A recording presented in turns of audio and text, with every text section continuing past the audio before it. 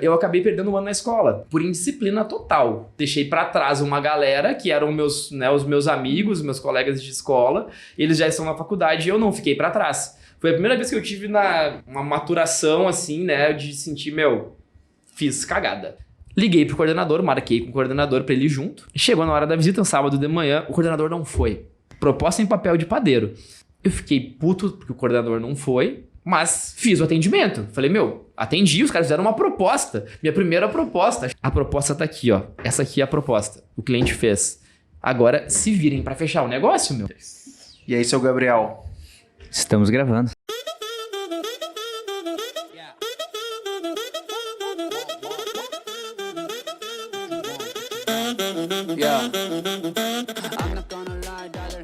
Estamos gravando, então. Cara, tem essa peculiaridade aqui, né? O Gabi começa a gravar e a gente nunca sabe quando. Então já começou. Já Faz horas, Isso é bom, igual tirar o band-aid Já foi. Já começou, então, assim...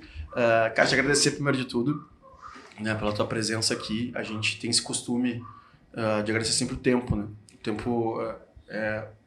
como a saúde a gente não compra, mas a saúde ainda a gente consegue amenizar com bons hospitais, bons médicos, bom atendimento, quem tem um pouco mais de condição, mas o tempo não tem nada que tu possa fazer para buscar ele de volta, né? Então, a gente agradece realmente assim, as pessoas que disponibilizam o tempo para vir aqui contar a sua história, porque o que nos move realmente é contar a história verdadeira de quem viveu ela, que se construiu e hoje em dia consegue ajudar os outros. Então, assim, o exemplo sempre é o mesmo. Eu já li livro de 600 páginas que eu fiquei com um parágrafo. Eu já ouvi podcast de 5 horas que eu fiquei com uma frase.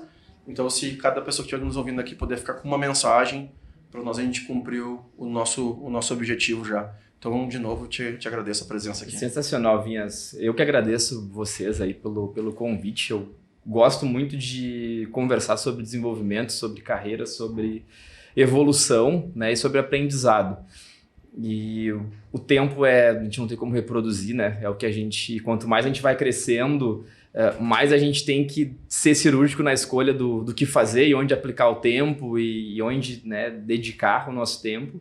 Então eu agradeço vocês demais pela oportunidade de estar aqui, né? Tu é um cara que eu admiro muito, já te falei isso, acompanho tua trajetória há anos, até vi um vídeo teu falando sobre os 15 anos da Fejuca lá, de todo o desenvolvimento que teve, do branding e tudo mais, de como foi a história de vocês começarem com bandas menores, até que a marca Feijoada se transformasse em algo, né, que as pessoas queiram ir na feijoada e depois Exatamente. Vem, né, o artista. Então eu acompanho a tua história, Cassiano, todos, né, o Boca, os guris envolvidos, o próprio Feijão, que participa de algumas coisas com vocês.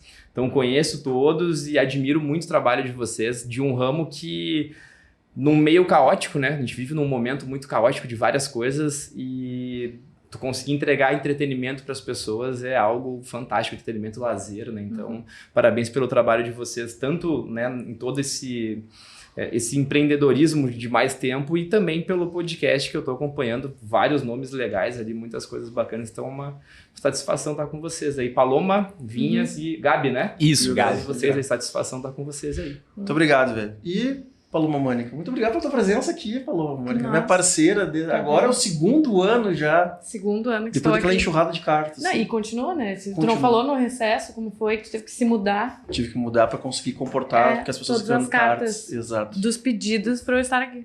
Mas Sim. tudo bem, pessoal. A voz do povo é de Deus. Se tu não quer agora no nosso primeiro podcast, que tu foi efetivada, assim, que tu adquiriu parte da nossa empresa, tu não quer contar um pouco dessa história agora, Mário? Mário, te contar uma história, vou então. te contar uma história. A Então. Paloma trabalha conosco há muitos anos. Então, e pelos negócios todos que a gente tem, eu, Pedro, Cassiano e o Boca, a gente tem sempre que, cara, visitar as outras empresas. E a Paloma vinha crescendo muito na empresa aqui. Realmente estava com a nossa cultura, já trabalhava com a gente, já estava o tempo todo. E tinha vontade de um dia virar nossa sócia. E aí, com o tempo, aí final de 2022, nós resolvemos, então, oferecer parte da empresa para ela adquirir a empresa. E ela resolveu, então, adquirir a empresa e hoje em dia é nossa sócia aqui na Combo Agência. Muito obrigada. Adorei a apresentação. Mário, tu acompanhava todos eles, agora tu vai me acompanhar também, para eu Que continuar legal, contando a que história da legal. Fejuca. E além de sócia, CEO da empresa, ela que toca a empresa, ela que passa o dia inteiro aqui dentro da empresa tocando. Assim, quando tu falou do Feijão, né? O Feijão, ele é sócio das Ioiôs. Não posso, tem duas, eu não sei se estão contando algumas outras novidades que vem aí, mas ele é o CEO, ele é sócio e CEO das empresas lá, e a Paloma se tornou hoje em dia então a nossa responsável aqui pela... Que legal, Caraca, parabéns, Paloma. Muito obrigado, Mário. Muito obrigada por estar aqui também. Já tô louco pra ouvir tua história, já quero saber onde é que eu vou pegar aí coisas de gestão pra eu aplicar aqui dentro. Então, né? E aí a gente vai começar a contar hoje. Hoje eu tô falando. Isso, então vai lá. Os nossos patrocinadores, então. Vamos começar agradecendo a Red Bull. Isso. Sempre foi a primeira que acreditou na gente, aqui na nossa loucura. E eles nos. Aliás, são a geladeira que fantásticos. tem atrás de ti, desculpa, que no último convidado, desculpa te interromper, mas é que no último convidado a gente não falou, não é cenográfica, tá? A geladeira é tua mesmo. É Red Bull mesmo, dá pra abrir. A geladeira é tua. Tá. Tu pode levar pra casa. Teve E episódio Eu tenho até medo de tomar um Red Bull, vocês vão ficar até 5 da tarde, eu vou ficar falando. Então, mas tá, se der uma baixa de energia que eu só vou botar a mão pra trás. Teve um episódio com a Laura Bier, cara. E acho que era um dos primeiros ainda Foi o primeiro. que a gente tava aprendendo como é que fazia as coisas. E aí nós, não sabia se botava, se não botava. E a Laura, cara, ela é muito natural com as coisas, né? E ela, então tá, que legal. Cara, e era só cenográfico. E ela abriu a geladeira e... Não, mas calma aí. Era um tipo que era cenográfico, o resto todo tinha. E ela foi exatamente a que não tinha nada. Lady Murphy, né? Exatamente. E a gente ficou assim, ó. Tá, eu disse, não, acabou isso aí agora. Agora a gente tá todas as latinhas cheias, geladas, a gente não desliga mais a geladeira, tá tudo pronto sempre. Perfeito. Não, a Red Bull também entregando em dia aqui, né? Pode mandar mais, inclusive sempre que quiser, o nosso combustível realmente diário. Então, ontem eu tava assistindo um vídeo e aí o cara tava, ele era patrocinado pela Red Bull aí tudo dele, graças à Red Bull. É mais ou menos aqui assim que é como funciona também. E falar da Espírito Santo também, que nos veste. Olha que incrível falar isso hoje, eu falando. Mas a Espírito Santo é uma parceira nossa aqui do VinhasCast também. Temos código de desconto lá, VinhasCast. Dá para usar nas lojas físicas também. Descobri isso agora. Inclusive, quando tu fala o nosso desconto aí, eles ligam para confirmar se realmente é o nosso código, mas dá para usar nas lojas físicas, então tu já sabe. Vamos corretores e pros gestores da auxiliadora lá depois. VinhasCast, Galera, usa terno, camisa, vamos fazer essa conexão já aí. Me pegou até de surpresa aqui também, loja física. Nas lojas físicas agora nós também temos essa disponibilidade e agora vamos ter muito mais, Wesley, quando tu escutar isso aqui.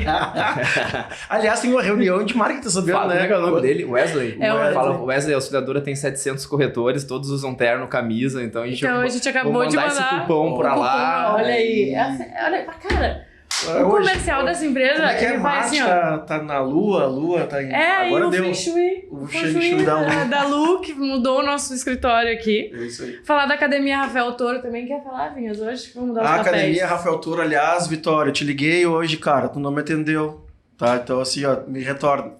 Academia Rafael Toro, pra mim, uma novidade, eu nunca fui do mercado financeiro, pouco sabia até a pandemia, já contei essa história algumas vezes, eu era totalmente ignorante na parte de investimentos financeiros, né? O dinheiro que sobrava, eu mandava pro cara lá que me auxiliava acho que é Monte Bravo, e dizia assim, só não perde o dinheiro, porque eu não ganho dinheiro daqui, eu ganho dinheiro trabalhando, pra mim só não perde a inflação, que era o que eu sabia dizer. E aí, durante a pandemia, eu estudei lá, fiz um curso, enfim, e me atualizei. Hoje em dia, eu consigo conversar sobre as coisas do mercado financeiro. E aprendi também, ouvindo histórias aqui, que o bancário e as pessoas que trabalham nessas agências precisam ter certificações para evoluir na carreira. E a Academia Rafael Toro oferece todos esses cursos. Inclusive, fizemos um podcast com eles ainda que não foi ao ar. E é assombroso quando tu fica sabendo que em pouco tempo de vida, mas com muito estudo, tu consegue te alocar em até, tipo, a última certificação deles lá, ele diz que, dizem eles, nos estudos, só tem 8 mil pessoas qualificadas no Brasil com aquela última certificação que eu não lembro o nome. Então, mas a Academia Rafael Toro vai te dizer. E a partir dali, disse, Vinhas, é muito difícil o cara que chegou lá, não parte de 20 mil reais o salário. Só que não adianta, não estou prometendo mágica. O cara tem que sentar, estudar e passar nas provas. Mas acho que era 6 meses ou um ano. Eu acho se o cara pegar, o cara tem que dar meio que um pause na vida. O cara tem que ter uma grana guardada para estudar. Ou ele vai levar mais tempo, porque vai estudar só de noite ou só de manhã, quando puder. Mas se o cara der um pause na vida e estudar o dia, ele diz, cara, tem cases na Rafael Toro que o cara saiu do zero e foi até esse último, me fugiu o termo agora. Sim. Mas, e trabalha como assessor, é isso? Como assessor de investimento. E assessor de investimentos de grandes bancos, né? Então acaba tendo acesso a inúmeros clientes. Porque o primeiro gerente lá parece que tem que ter... cara, se eu cometer algum erro aqui, me desculpa, tá? Mas é o CPA 10, por exemplo. Cara, ele fala assim, cara, CPA 10 no Brasil tem 250 mil, 300 mil pessoas certificadas CPA 10. E o último nível lá é para trabalhar acima de 500 mil reais. Tipo assim, o Mário tem 500 mil reais investido no Santander. Quem vai te atender é uma pessoa que tem certificação lá de cima, não é o cara que tem o CPA. Perfeito. Só que daí quem tá lá em cima, por óbvio, ganha mais porque trabalha com outros valores e tal, não sei o quê. Mais responsabilidade, mais, né? Com certeza, É, tipo- consciência de mundo, né? Enfim, geopolítica, todo o conhecimento que o cara tem que ter para alocar um tamanho de dinheiro desse. Não, e além de tudo que a Rafael Toro pode te proporcionar, a forma que é a educação deles é muito não conservadora. Então é uma metodologia única e é muito mais dinâmico, ele é muito melhor de aprender. Tipo, eu sou formada em economia e a forma que eu aprendi sobre CPA 10 e tal não era tão interessante quanto é com a Academia Rafael Toro. Então vale muito a pena dar uma olhada lá. Anne Bianchi, que é a nossa editora, por favor, corte desse comentário sobre a Academia Rafael Toro, porque eu acho que foi a melhor inserção que nós fizemos já sobre um patrocinador que seja... Tá vendo? E só pra te Corte fazer que nós vamos agora- mandar para eles, né? Não, exatamente. E sobre metodologias diversas, Renovação vamos do patrocínio, falar do né? Share. Share é uma academia, uma plataforma de educação, de comunicação e marketing. Desculpa te corrigir, porque eles lançaram semana passada a rede social. Mentira. E é a primeira rede social brasileira. E o Share, hoje em dia, é uma rede social de educação. Fantástico. Tu segue as Sou muito fã do pessoas, Share. tu comenta, tu segue, tu fiz o curso, tu ganha ponto. Porque o Share tem mais de 80 cursos. Eles são daqui? São daqui. O É Rafael. muito bom de olhar. E o Rafa conheci também com esse podcast. Eles virou um são grande amigo. concorrentes das outras plataformas grandes, Hotmart e etc. Isso? Não. É Não. educação mesmo, assim. Eles vai geram falar educação. sobre isso. Eles geram educação. Eles geram educação. Legal. Então, assim, É fantástico. é uma plataforma de ensino realmente, que antigamente era uma plataforma, agora é uma rede social. Ou seja, é uma rede social. Tu entra lá no Share e eu posso... Tô até falando do Share. Eu posso seguir, a gente troca inbox, a gente fala, eu vejo qual curso que tu fez, a gente pode comentar quais cursos. São mais de 80 cursos. Genial. Que era muito voltado para comunicação, né? E agora já tá dando uns passinhos para administração e também não posso contar, mas já sei Já que eu tomei um café anteontem com o Rafa do Share, que é o CEO e é um dos fundadores, e ele me contando do futuro do Share, né? Então, que é uma startup e está recebendo aportes gigantescos, porque realmente os grandes fundos estão enxergando que é o momento agora.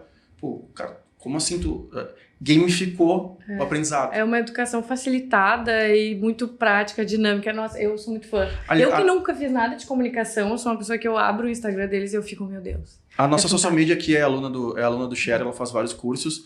E o Share, pra tu ver, o Share fez uma parceria. Sei lá, tu ganha moedas dentro do site do Share, da rede social. Share Coins. E eles têm uma parceria com a Dobra. A Dobra é uma empresa que confecciona, cara, carteira, camiseta, tênis, tudo reciclável. E a partir de tantas moedas que tu teve por interagir dentro da rede social do Share, depois de um tempo tu pode ir lá dentro do site da Dobra comprar as coisas que tu... Fantástico. Então eles Fantástico. são... Sensacional. realmente o Share muito- tá num momento muito bom mesmo. Muito bom.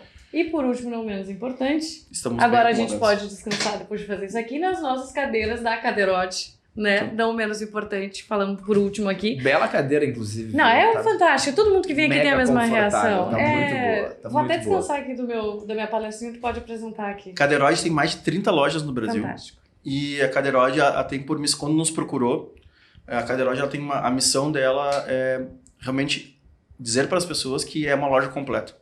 Que ela não faz só cadeiras, pelo nome. Ela faz todos os mobiliários de um escritório. E com essas mais de 30 lojas pelo Brasil, é só acessar a Cadeiroide ali, tanto no Instagram quanto no site. E em Porto Alegre inaugurou uma loja física, se eu não me engano, foi o ano passado, tá? Mas já tem também, Porto Alegre já tem a sua loja física.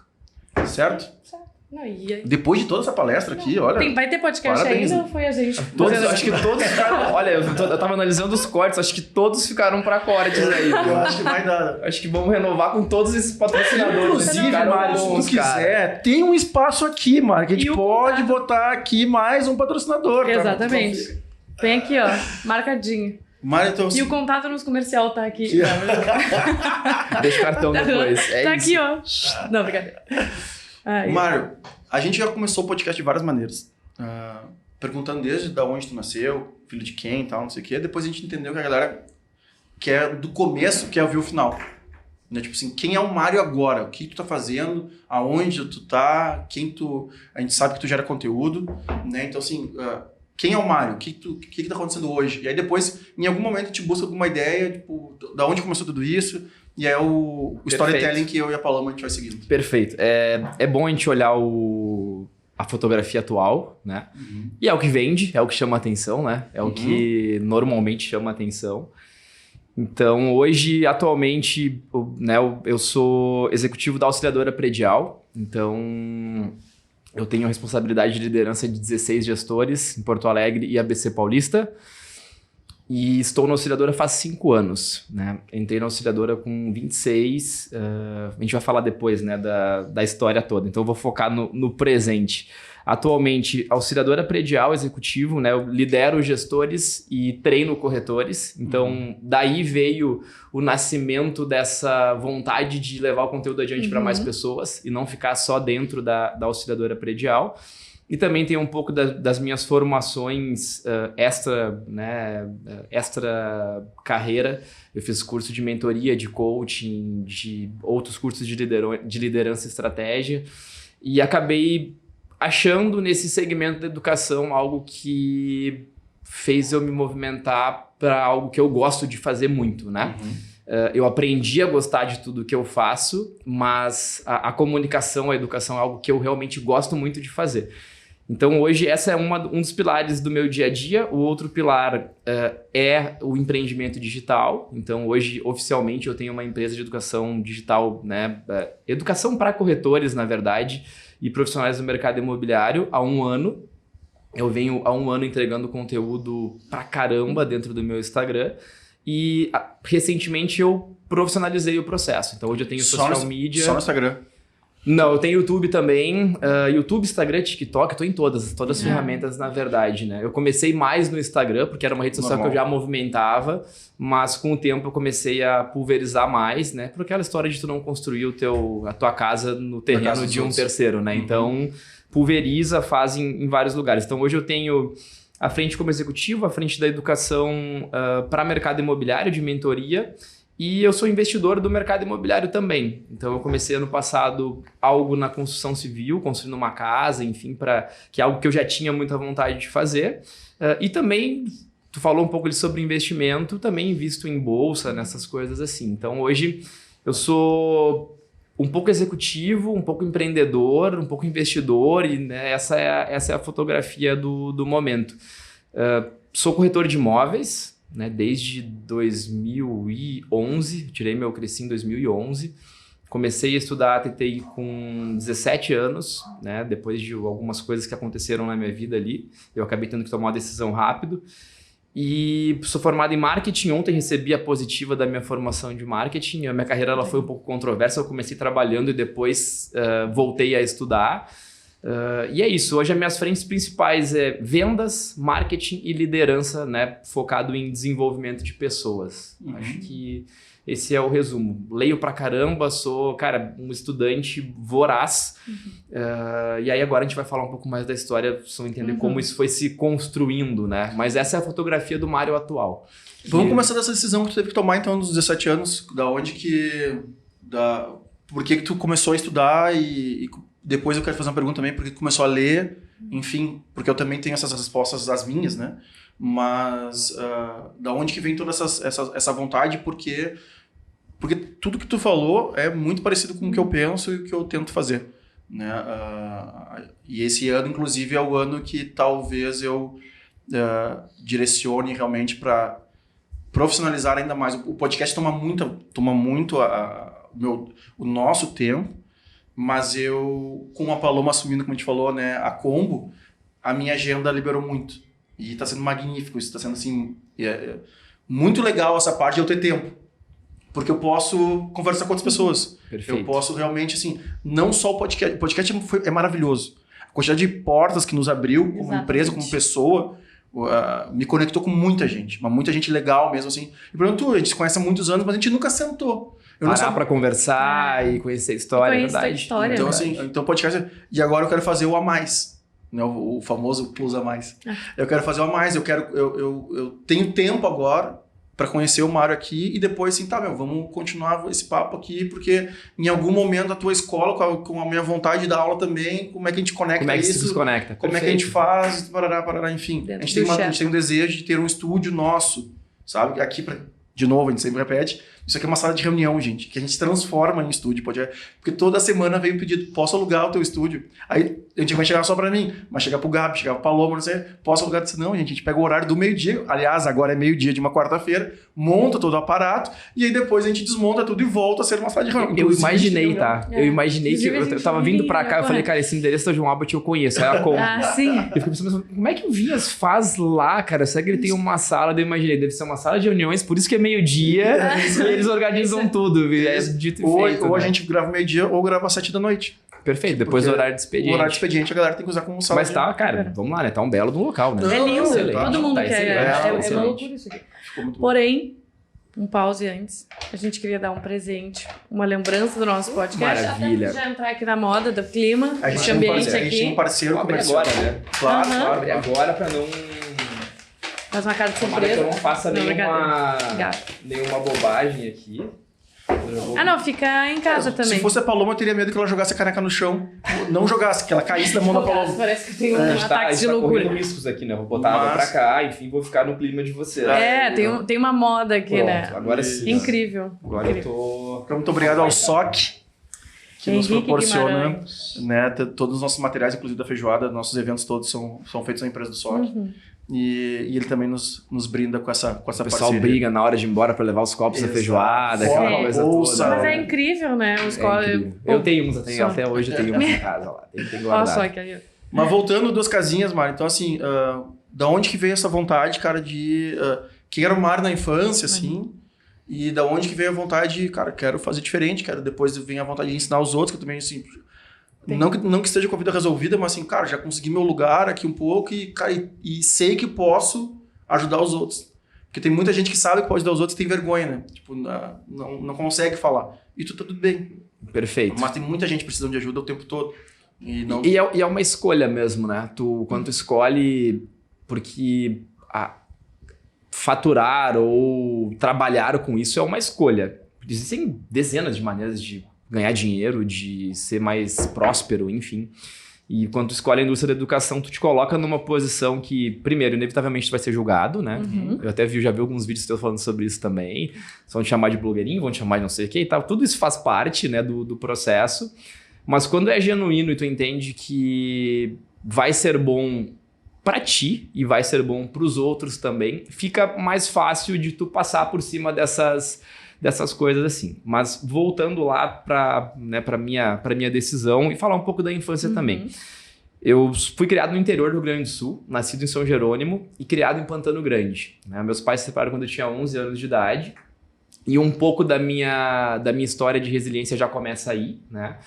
Porque quando uma criança de 10, 11 anos de idade tem os pais separados, inevitavelmente a tua rotina muda, a tua estrutura muda, teu núcleo familiar fica diferente, tu tem duas casas e não só mais uma, então tem muita coisa ruim nisso, mas tem muita coisa boa também. Tu aprende a te adaptar às situações, né? Isso foi até algo que veio naturalmente, genuíno de mim, assim, de enxergar o lado bom das coisas. Então eu sempre consegui, né, um pouco do estoicismo, assim, aceitar o inevitável e, bom, o que é o melhor que eu posso fazer com isso? Claro que com 11 anos eu não tinha essa consciência da forma que eu tô falando pra vocês agora. É óbvio que não, né? Mas eu lembro que quando eu saí da casa dos meus pais, na época em São Jerônimo, eu fui pra Pantano Grande, eu lembro de ver um lado muito positivo, que era o lado de morar perto da minha avó materna. Eu lembro, olha que legal, cara, vou morar perto da minha avó, adorava ficar perto da minha avó. E aí a mudança da minha história começa nessa mudança física, nessa mudança de ambiente, porque eu troquei de escola, né? Eu fui para uma outra escola, eu estudei em escola pública a vida inteira. Então, lá em Pantano Grande, eu comecei a descobrir um mundo diferente, comecei a conhecer pessoas mais velhas, comecei a conviver com outras pessoas. Mas também, né, nem tudo são flores, eu tive um momento de indignação na infância, né?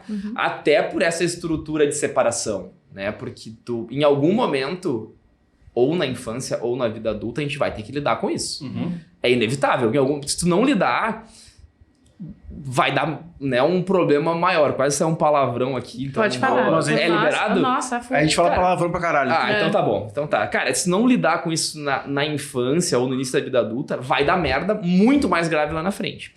Então, eu fui lidando, eu tive um processo de aprendizado e de indignação no início da minha... Ali dos 14, 15 anos, quando começa a virar homem, né? Tu começa... Sai daquela transição ali que tu é pré-adolescente, que tu não é nada, né? Tu fica naquele limbo ali, depois Tu quer brincar de carrinho, mas também tu quer ser independente. Quer ser adulto, mas não dá. Tu quer ser criança, mas não dá, né? E nesse momento, eu andava de skate lá no interior. Eu sempre fui uma criança muito livre. Minha mãe me criou de uma maneira muito livre. Eu acabei perdendo um ano na escola. Por indisciplina total. Né? Eu não ia na aula, faltava, enfim, e acabei perdendo um ano na escola. E aí, o início do meu TTI foi justamente por isso. Por eu ter perdido um ano na escola, quando eu cheguei no 3º ano do ensino médio, todos os meus colegas que vieram da 7ª série, que foi quando eu cheguei em Pantano, da 4ª série, até o 3º ano, já estavam na faculdade e eu ainda não. E aí, esse foi o primeiro baque que eu tive na vida. Que eu falei, deixei para trás uma galera que eram os meus amigos, meus colegas de escola, eles já estão na faculdade e eu não fiquei para trás. Foi a primeira vez que eu tive uma maturação assim, né, de sentir, fiz cagada. Agora eu preciso corrigir isso.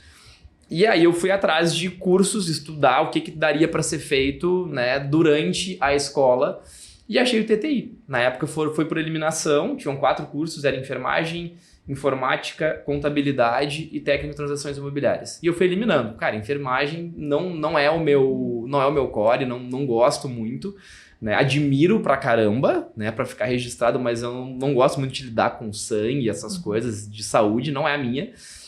Informática foi o que eu fiquei na dúvida na época, contabilidade não era, e transações imobiliárias me chamou a atenção. Eu não fazia ideia do que era mercado imobiliário. Eu li o prospecto do curso. É um curso que trabalha com vendas, comissionamento e tu recebe sobre, né, meritocracia de trabalho, enfim. E dava para fazer junto com o ensino médio. E aí eu tomei a decisão de entrar nesse curso. Então foi quando foi a primeira virada, assim, de, ok, vou escolher um segmento. Então a minha entrada no mercado imobiliário não foi...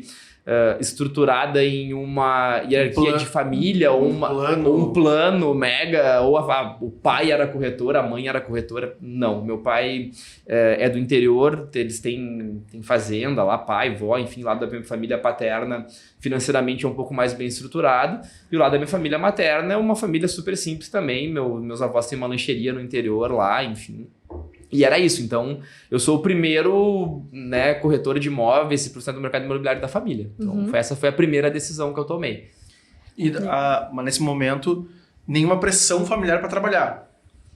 Não, essa pressão sempre veio de dentro, cara, veio mais de mim mesmo, sabe? De querer ter tuas coisas essa pressão sempre veio mais de dentro. E aí, eu não sei em que momento aconteceu isso, mas eu acredito que tenha muito a ver com o fato de eu sempre ter convivido com pessoas mais velhas. Isso desde 15, 16 anos.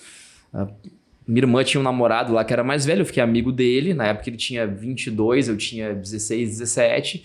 E aí, por tu conviver com pessoas mais velhas, é normal que essas pessoas já tenham uma estrutura financeira melhor.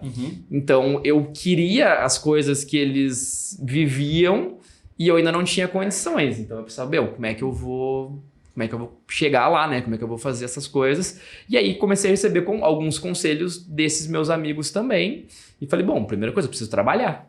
Né? Não vai cair do céu aqui, minha família aqui não... Cara, tem que explicar mais para uma certa número de pessoas que não cai do céu. Cara, não vai cair do céu, né? Eu preciso dar um jeito. E eu tenho... Não, tão bom, tá tão legal. Isso aqui não. Eu tive a felicidade de ter esse baque cedo, né? Tem pessoas que têm esse baque...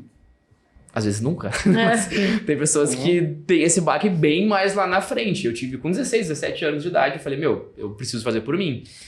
E muito foi da estrutura de educação que eu tive. A minha mãe sempre me criou falando assim, tu pode fazer o que tu quiser, mas tu vai colher. A responsabilidade é tua. Né? E então... quando tu reprovou na escola, qual foi a reação deles em quesito educação, assim? Foi muito mais tu ou também teve alguma coisa tipo, agora tu não vai mais poder fazer isso? Não teve, sabe? Eu não tive uma repreensão, assim. Eu fui criado pela minha mãe, basicamente, né? Quando meus pais se separaram, eu fui morar com a minha mãe. E ela sempre me educou de uma maneira liberdade com responsabilidade. Então, interior é tudo mais fácil também, não tem tanto risco de assalto, essas coisas todas. Então, eu sempre fui muito... Ia pra rua, pra onde eu tava com vontade de ir, enfim... E eu lembro que eu tive uma oportunidade de não perder o ano ainda. Porque a perda do meu ano, ela foi exclusivamente por falta de presença. Não foi por nota. Eu fui aprovado em praticamente todas as cadeiras, as matérias lá. Só que eu não tinha hora suficiente de aula, porque eu realmente não ia na aula, eu não gostava de estudar. Eu sempre tive facilidade de aprender, mas eu não gostava de estudar. Na verdade, não é que eu não gostava de estudar, eu não gostava de ir na aula. É isso aí. Eu não gostava de ir à aula. Era uma coisa, cara, eu não gostava de ir na aula, não adianta. Eu ficava lá meio puto da cara, perdendo tempo e tal. Então, quando aconteceu, o diretor da escola chamou eu e minha mãe e falou: Jaque, aconteceu isso e isso, e tem como o Mário recuperar o ano dele, só que ele vai ter que vir em janeiro e fevereiro para 3 vezes por semana na escola. E eu falei, nem fudendo, eu vou em janeiro, fevereiro, nas minhas férias no verão pra aula, eu vou perder o ano. E a minha mãe falou, beleza, se é o que tu quer fazer, faça, mas tu vai perder o ano.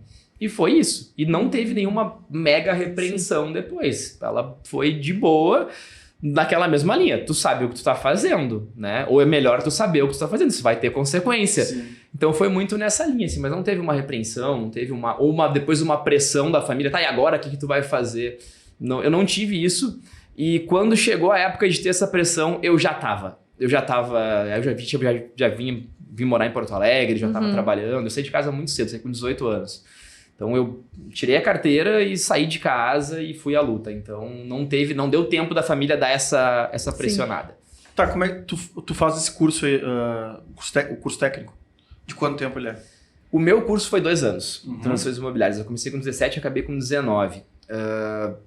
Tu consegue fazer no mercado imobiliário, até para informação, né? Caso tenha alguém do mercado imobiliário assistindo ou quem tem curiosidade sobre isso, hoje tu tira o Cresci em 6 meses. Até menos, dependendo se tu for um estudioso, assim, de devorar livro e tal, tu tira em 4 meses o Cresci. Isso eu tenho que fazer uma prova hoje em dia. Tu faz uma prova, tu pode fazer uma prova lá em Paços de Torres, que é onde é o lugar hoje, assim, mais rápido de se fazer.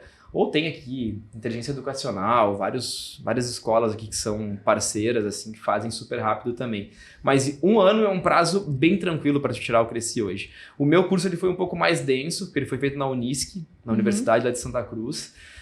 O que para mim foi positivo, porque eu estava virgem, assim, no sentido de e era muito não ter imaturo informação, também, muito novo. muito imaturo. E lá eu conheci pessoas que já estavam no mercado há anos. E lá foi a primeira figura que eu conheci de mercado que eu falei, eu quero ser parecido com esse cara. Foi lá. Foi um professor, o professor Luciano, eu falo com ele até hoje, às vezes a gente troca ideia ainda. E eu lembro da primeira aula que ele chegou mega arrumado, com gravata e tal, os terninhos com colete por baixo. E ele estacionava bem pertinho, assim, da nossa sala de aula, era uma sala no térreo, na Unisc lá. Ele deve ter chego na época, sei lá, num Ômega australiano, um carro assim, preto, todo. E aí jogava golfe. Eu falei, nossa, meu, o cara é corretor de imóveis e chegou em toda... Putz, deve ser bom esse negócio, né? E ele foi um primeiro mentor, assim, que me indicou um livro, começou a falar de algumas coisas sobre isso. Então, a Unisc, para mim, foi muito positiva para networking, para início de construção de networking. Né? Mas quem está começando no mercado hoje, eu digo, faz o curso mais rápido e vai para a luta, vai aprender na lida aí que é muito mais rápido. Aonde vai pegar a experiência de verdade? Eu não gosto de excluir o estudo, né? Mas porque eu acho que é necessário. Ainda mais com essa ressalva, né, da idade, né? Quanto mais novo, o teu método tem que ser, entre aspas, mais sofrido. Porque senão, se tu fizer alguma coisa muito rápida, é que nem quando eu falo desses youtubers, né? Irado ter milhões, eu também quero ter milhões de inscritos e milhões, isso aqui. Só que essa meninada tão nova que já tem, o que eles vão querer depois? E como é que gerenciam a cabeça dessas, né? Eu tô falando por completa ignorância. Daqui a pouco pode entrar um psicólogo ou alguém psiquiatra e dizer assim, não, tá tudo certo, eles vão se achar e tal. Eu tenho receio do que eu vejo, porque a gente trabalha com jovens o tempo todo. E não me parece uma coisa saudável, mas é cada um com o seu cada A um. gente teve um exemplo agora, né? Do Receba lá, do Luva de Pedreiro. Uhum. Teve Isso aí. Um crescimento. um crescimento exponencial, absurdo. O cara fez propaganda pra Adidas, pra, enfim. Ele é embaixador Adidas ainda. É influenciador da Adidas, é influenciador O cara conhece da Amazon lá. As personalidades do mundo inteiro. Do streaming da Amazon, agora me fugiu o nome. Prime. Do Prime Video. O cara fez uns vídeos, monte, né? Um monte de propaganda e a cabeça não aguentou, né? Sim. O cara sai do zero pra milionário da noite pro dia, Tu imagina sem nenhum acompanhamento psicológico, ele não era nem formado no ensino médio, eu acho. Então, é óbvio que aí tu tem que meio que fazer um plano de contenção, né? Pra, traz um monte de gente aqui pra ajeitar a cabeça desse guri, pra dar um... Que fique claro, tá, gente? E nada contra, né? Ninguém tá falando que não deva crescer ou que não deva... Exato, Só que a gente, por ser mais velho, tô com 41 anos, a gente já enxerga que aquelas ansiedades dos mais novos, tá certo o tempo. Tu tem que, para receber grandes cargas, tu tem que estar com um amparo um pouco maior, tu tem que ter uma alicerce mais forte para receber uma carga. E a carga é realmente assim, vamos pegar o Luva de Pedreiro, que eu acompanho pouco futebol, tá? Quase nada. Eu também. Mas assim, o cara realmente, se o cara tá aparecendo para mim, é que o cara rompeu a bolha do futebol. O cara tá em tudo que é lugar. Aí tu imagina, nossa, porque trazendo pro nosso micro aqui, Porto Alegre, o cara tá no mundo inteiro. Tu imagina, se a gente recebe assédio pra uma pulseira, pra uma festa, pra não sei o que, pra andar com o Mário, tu imagina esse cara, que era nada, e depois de tantos vídeos, sei lá quantos vídeos foram, ele estourou, e aí o mundo inteiro tá assediando o cara. E ele começa a achar que todo mundo é amigo dele, aí ele vai descobrir que as pessoas não tem 1% ali que realmente vai querer o bem dele. Pelo que me parece, e o que eu vi no TikTok, me parece que o primeiro empresário dele já não foi um cara legal, né, que realmente fez um monte de sacanagem com ele, aí tiver que... Aí o Falcão entrou na jogada. Bem legal a história do Falcão ali, eu ouvi um vídeo tem um podcast no Flow, tem um podcast sobre essa história, eu também vi corte, eu não vi inteiro. E aí, então, me parece... É só sobre isso que a gente tá falando, assim, só sobre o cuidado do equilíbrio da pessoa nesse momento, assim, que está tudo bem crescer. E tem que crescer. Resgatando já a linha que estava antes, eu entrei na faculdade muito cedo, eu entrei com 17, ia fazer 18. Então, quando eu entrei, para mim, a faculdade, ela é muito importante para mim, enfim, estudo e tudo mais, mas é muito mais sobre me desenvolver lá, como humana, assim. É o primeiro contato que tu tem que estar sozinho. Tu não tem mais teus pais, ninguém vai ligar para teus pais para dizer, tu não vai, tá saindo mais cedo, tu não vai hoje. Cara, se tu quiser, tu vai rodar as cadeiras todas e depois tu vai ser expulso da faculdade. Então é muito onde tu te desenvolve assim, tipo, eu preciso de amigos, eu vou ter que fazer um trabalho em grupo com pessoas que talvez não deem a mesma importância que eu, mas eu preciso me relacionar com elas. Então, tu acaba se desenvolvendo em muita coisa muito rápido. E eu não sei se todas as faculdades eram assim, mas a minha ela é muito focada em debates. Então, a maior parte da minha faculdade eu passava debatendo sobre assuntos que eram sobre assuntos políticos, sociais e econômicos, né? Então, me desenvolvia muito mais. Eu era obrigada a argumentar, eu era obrigada a respeitar a opinião do outro. Então, tipo, tu entendia que no mesmo ambiente, com o mesmo acesso que a gente tinha, a mesma educação que estava sendo passada, se criavam prioridades e opiniões diferentes. Então, ele foi muito... É muito importante para mim por me desenvolver. Eu acho que é das coisas que o estudo traz para nós é isso. É de se desenvolver pessoalmente, não só adquirir conhecimento. Mas num ambiente de faculdade, né? Num ambiente que tu tenha outros colegas. Assim, que nem pro Mário foi o curso técnico, eu falei assim, tive meu primeiro mentor. Cara, para mim isso é um grande diferencial, assim, sabe? Eu até postei ontem um amigo meu que, cara, acho que ele é até mais novo do que eu, uns 2, 3 anos. E ele é a minha referência em leitura. Assim, depois de certo número de livros, ele já veio 2 vezes aqui no podcast. Quer dizer, ele foi o primeiro que eu entrevistei, com um microfonezinho no celular ainda. Ele não tinha nem perto disso aqui. E depois a gente trouxe ele para falar sobre... arquétipos, mas no fim a gente acabou... Exato. E aí, cara, que é um cara que estudou na China, um cara que é fisioterapeuta, acupunturista, então... uma outra cabeça e ler filosofia como ler 0 hora, assim, sabe? Eu comecei a ler filosofia. É difícil. Eu entrei nessa noia também. E aí... bom, mas tem um período de quebrar a arrebentação. Exatamente. Cara, tu pega os livros, eu juro, assim, cara, sei lá quantos livros eu já li e eu disse, não dá. Tipo assim, não dá pra pegar qualquer livro de filosofia. Tu tem que falar com alguém que leia filosofia e dizer assim, cara, começa por esse aqui. Porque O senão meu terapeuta me ajudou muito nisso, cara. Eu comecei Senão tu por não William vai. James, que é um livro que se chama Pragmatismo. É denso, linguagem difícil, assim, mas ele tem muito... a grande quebra que eu tive lendo a filosofia, enfim, e psicologia mais clássica, é que, e eu ouvi essa frase do meu terapeuta, não há nada dito hoje que é novo, tudo já foi dito por algum pensador antigo, se tu for mais longe, tudo já foi dito por um filósofo grego, tudo.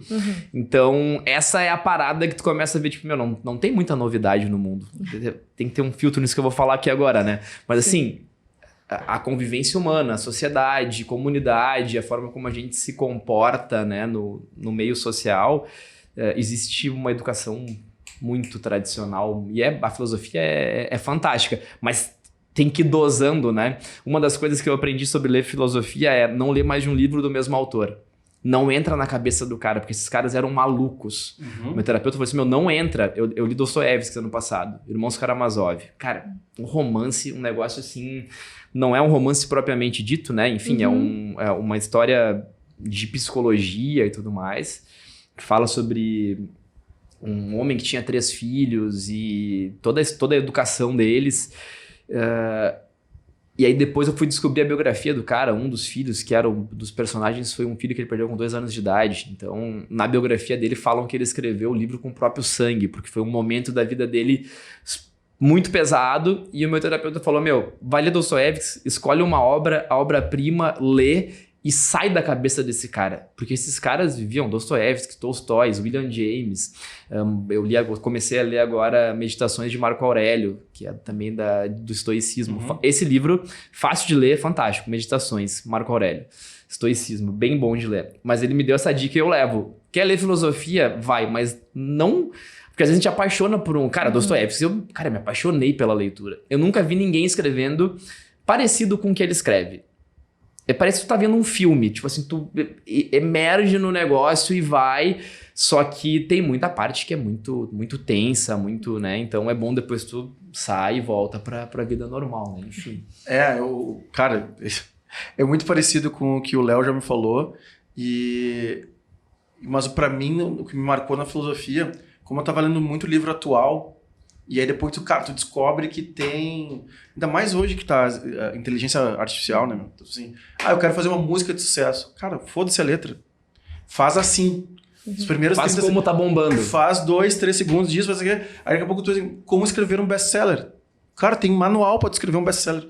Tu tem que ter assim, tem que ter tantas páginas, tem que ter uma folha escrita, depois de uma figura, depois uma frase numa folha inteira. E ele vai dizer que... Cara, tem manual de tudo. Só que quando tu volta... Foi mal, pessoal. Para esses caras antigos, não tem manual. Os caras estão escrevendo com a atenção pura. E hoje a gente estava na academia de manhã, escutando um podcast de a importância da leitura. Então são 2 escritores, 2 caras que não sei o quê, e o Bruno Perini e a Malu Perini, que é o sócio. Sim, mas agora eu vou te cortar e vou te levar para um assunto que tu vai falar aqui, vocês dois no caso, né? Eu não sei se vocês viram a inteligência artificial que o Elon Musk botou no ar agora. Chat GPT, ele constrói qualquer programação. Eu tenho um amigo, um amigo meu que ele trabalha com Python, então ele faz tudo do governo europeu. Ele demorava 1 semana para resolver um cálculo, ela demorou em 10 minutos. E aí ele ficou tipo assim, cara... Não, essa inteligência veio... Tu escreve tipo, nela exato. e ela já começou a ser plugada em outros, né? O Canva, que é o programinha ali de... a nossa social o Canva, media falou isso. Tu escreve ali, me dê 5 posts de tal segmento, ele te dá os Me dá um posts planejamento prontos, estratégico. planejamento estratégico, cara, surreal. Tem noção? Por isso que cada vez mais, né, fazendo um gancho profissional, cada vez mais o que vai ser diferencial para as pessoas é isso que a gente está fazendo, né? Conversar, criar solução de coisas que não são programáveis, né? De coisas que fogem da curva, assim. Porque cada vez mais as coisas vão ser, né, enfim, fáceis de ser copiadas, fáceis de ser replicadas. Me deu um insight agora, tipo assim, mas aí ele levar a conversa para todo lado. Diz, cara, o que vai ser da galera da internet, né? Porque acabou. Mas é que daí volta para aquele lado bom de talvez agora seja o momento da gente alavancar a parte de conexões reais. Eu Então, acho tipo, que, eu agora acho que esse é o... para sensações da vida humana. Exatamente. E aí sai um pouco da internet. Aí daqui a pouco volta. A minha provocação foi até mais profissional. Tipo assim, faz um post. Ah, entendi. Tu fala mais da... O social media, Perfeito. Faz o quê? Entendeu? Ah, pois é, não vai conseguir pegar... Tá, não, tudo bem, mas pelo que a gente olha de inteligência artificial, ela vai fazer...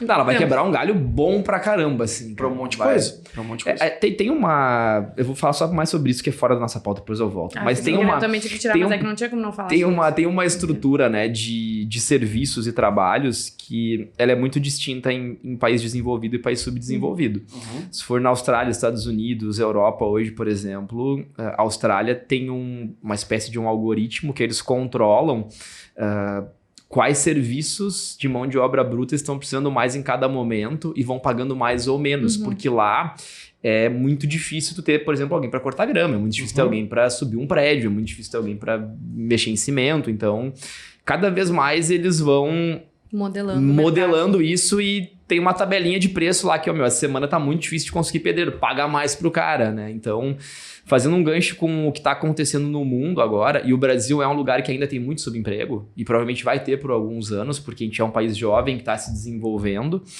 esperamos que siga se desenvolvendo e não pare de se desenvolver, né?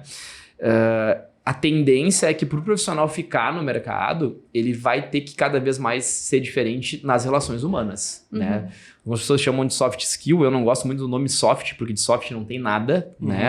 As habilidades humanas, elas são até mais difíceis de adquirir do que as técnicas, né?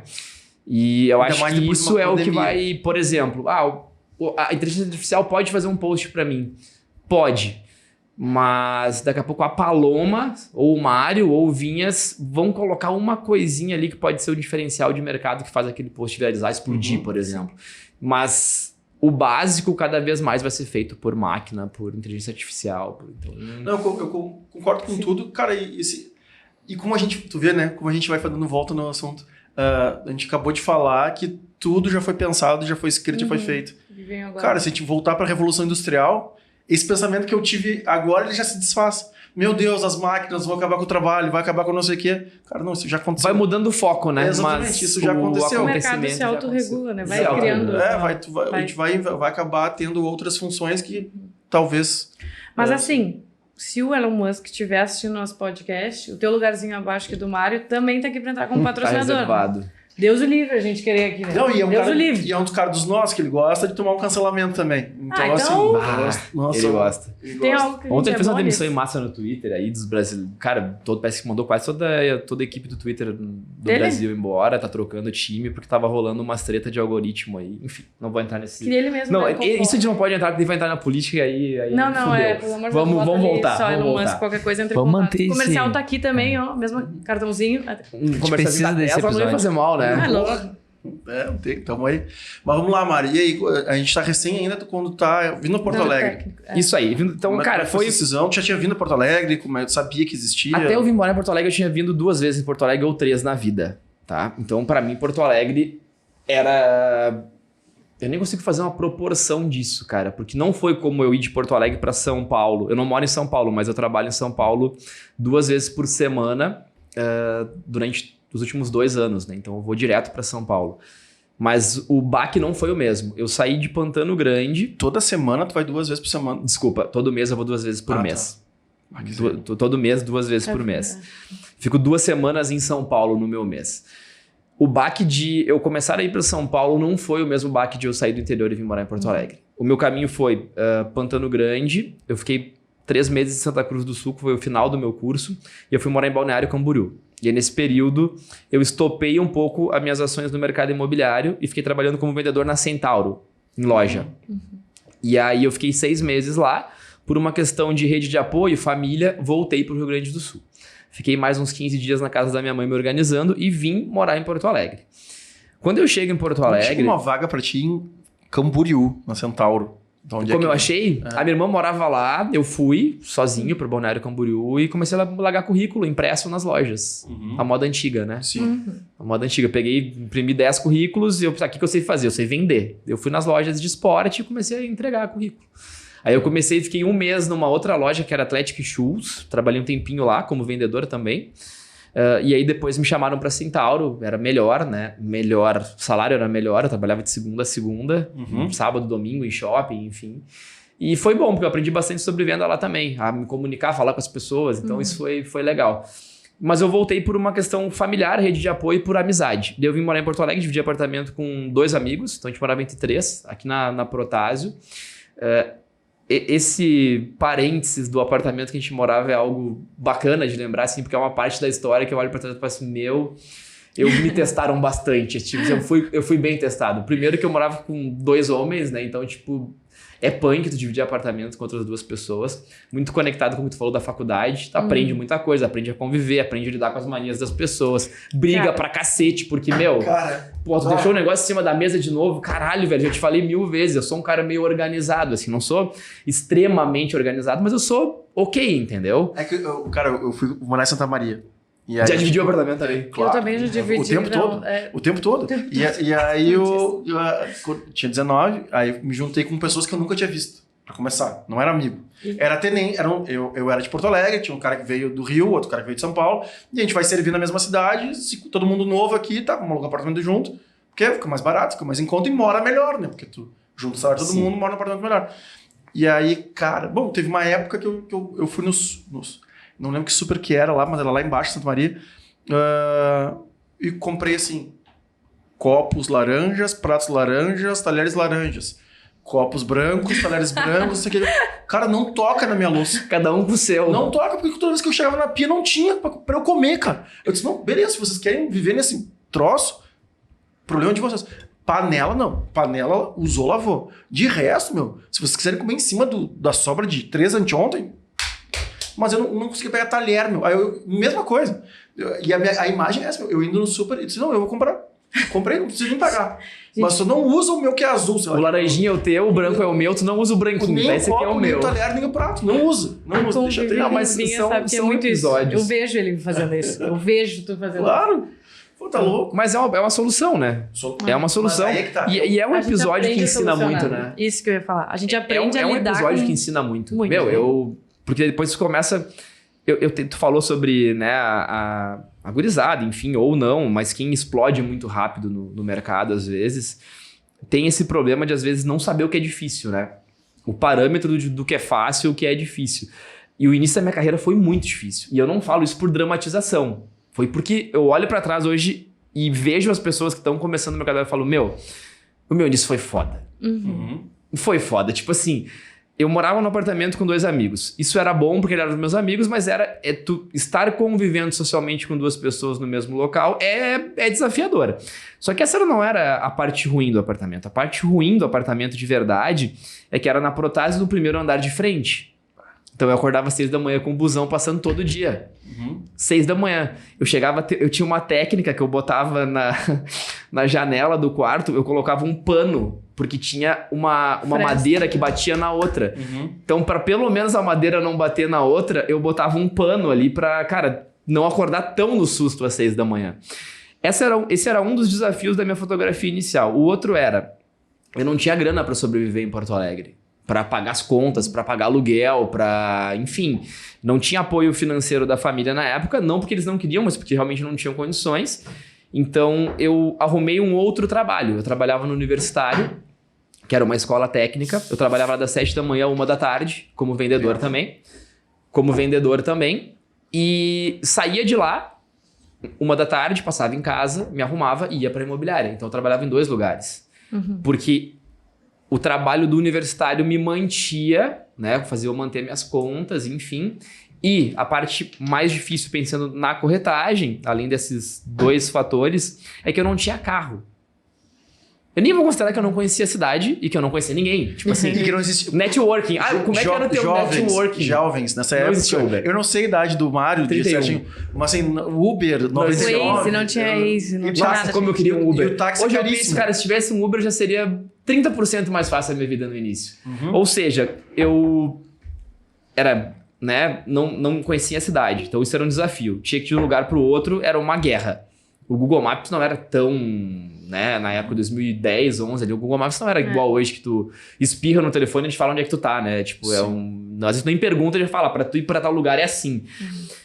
O apartamento dividir era o menos problemático, porque, cara, até era bom ter os meus amigos perto, mas 2 trabalhos, sem carro e sem Uber. Ou seja, eu tinha que vender apartamentos sem ter carro e sem saber onde ir. Era Tipo os assim, apartamentos.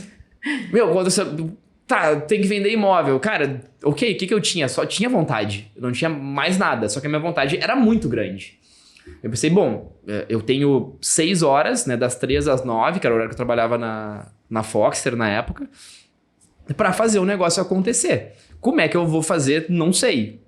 Resumo da ópera. Eu mostrava apartamento de bus. Eu, sei lá, saía... 1 hora... Ah, o Vinhas quer olhar um apartamento lá no Rio Branco, por exemplo. Eu saía 1h30 antes, pegava um ônibus, às vezes 2, esperava o cara antes lá. Normalmente eu não mostrava mais de um imóvel, porque se eu tivesse que mostrar mais de um, eu já me atrapalhava. Como é que eu vou levar o cara pro próximo, né? Depois de um tempo, eu fui pegando uma malandragem e dependendo do relacionamento que eu criava antes da visita com o cliente, eu ia junto com ele no próximo. Fala, meu, eu tô sem carro, te importa de eu ir contigo no próximo? Já? Não me importo. Ah, por que tu não pegava táxi, Mário? Porque eu não tinha grana pra pagar táxi. Um táxi é caríssimo, né?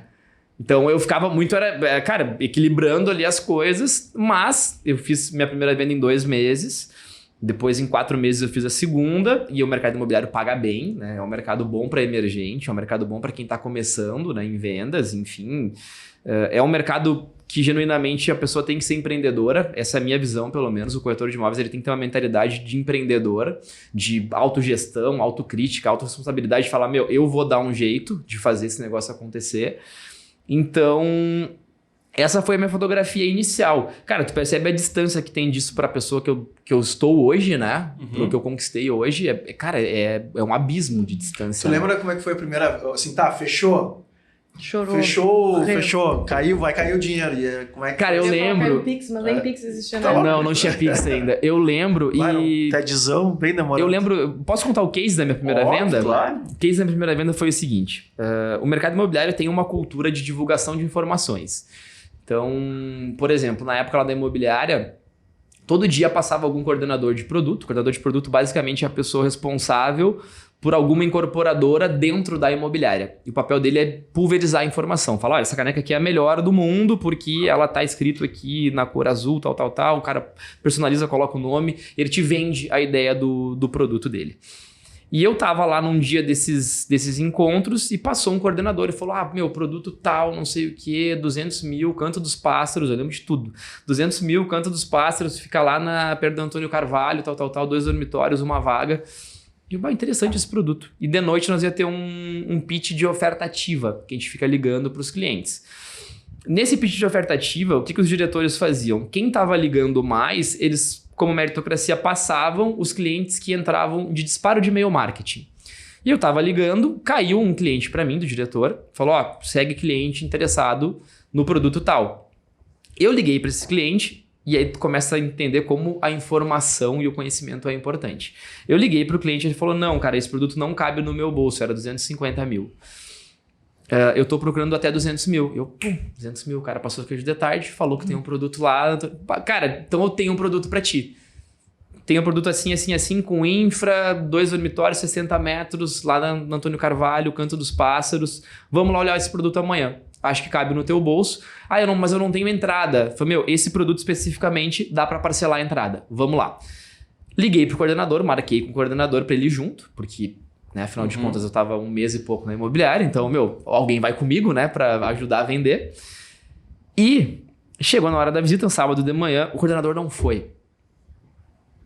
Não tinha como ser fácil, entendeu? Por isso que eu falo, me testaram, não tinha como ser fácil. Chegou na hora, o casal lá, Mariana era o nome dela, acho que ele era Rodrigo.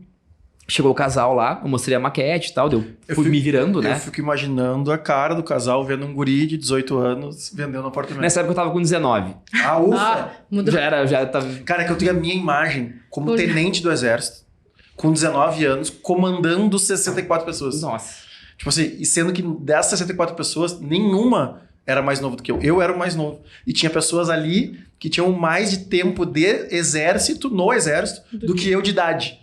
E aí eu fico, cara, o que esse maluco tá fazendo? Eu passo por isso, cara, hoje na imobiliária, tá? Eu passo por eu isso. tenho gente na auxiliadora que eu trabalho, que eu lidero junto, né? Que trabalham comigo, que tem mais tempo de auxiliadora do que eu tenho de mercado imobiliário, por exemplo. Eu tô há 13 anos no mercado imobiliário, eu tenho um gerente meu que tá há 16 anos na auxiliadora predial. E tem 30 anos de mercado imobiliário. Eu tenho 31. Então, a gente já passou por um desafio de liderança parecido, Vinhas, porque era bem isso.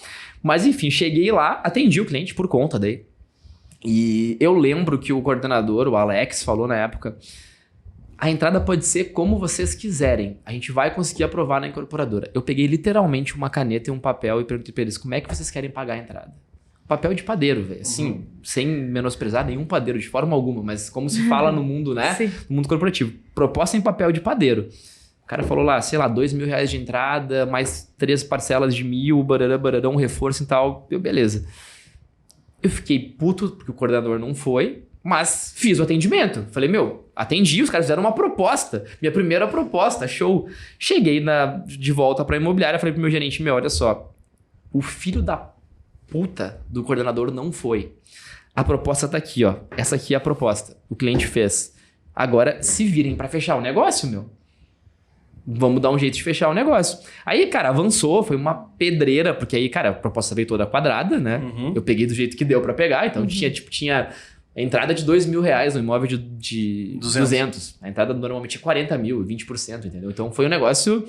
Cara, a gente apertou daqui, deu certo. Respondendo a tua pergunta agora, da comissão, a minha primeira venda eu ainda não recebi a comissão na cabeça. Então ainda teve mais esse... Porque eu vendi, eu sabia que eu ia ter lá, cara, era bem agressivo, eu ia ter tipo R$10.000 pra receber de comissão, porque tinha premiação, tinha um monte de coisa, então eu recebi quase, sei lá, 3,5%, 4% de comissão, só eu como corretor, fora o que a imobiliária recebeu, porque era uma campanha de queima de estoque da incorporadora.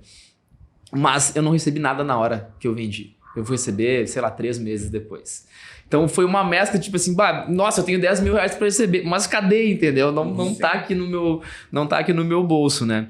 Mas depois de 4 meses, aí sim eu chego na sensação que eu acho que foi o intuito da tua pergunta, né? Que é o momento que tu sente que deu uma aliviada. Eu fiz a segunda venda em 4 meses, e aí eu recebi lá mais, sei lá, R$4.000, R$5.000. Então a gente tá falando de uma entrada de R$15.000 em 4, 5 meses. O meu salário na época era 800 e alguma coisa no universitário, então eu peguei mais de 1 ano de salário em 2 vendas. Eu falei, esse negócio é bom. E quando eu fiz a segunda venda, tava entrando o dinheiro da primeira. Rico. E eu, nossa, meu Deus, cara. Eu li, Isso aí. caramba, R$15.000, velho, que isso? Esse negócio é muito bom. Esse negócio é muito bom. E agora eu vou entrar de cabeça, né? Só que eu carregava uma dívida, então, cara, parece drama, né? Mas, tipo assim, tem um monte de coisinha. Cara, eu carregava uma dívida, porque eu tinha um carro lá no interior, tava em busca e apreensão, porque eu não paguei as parcelas, porque minha mãe me deu a entrada do carro e o carnê. Falou, tá aqui o carro, tá aqui o carnê, agora tu paga, te vira. E eu não trabalhava, deixei acumular, ficou uma parcela lá, cara, de, sei lá, acho que eram uns R$8.000, R$9.000 no banco que eu tava devendo. Então eu nem podia vir com o carro pra Porto Alegre. E eu olhei pra aquela grana, falei, nossa, eu fazer tanta coisa com R$15.000, né? O que eu vou fazer com essa grana? Eu pensei, eu preciso limpar, velho. Primeira coisa, eu preciso limpar.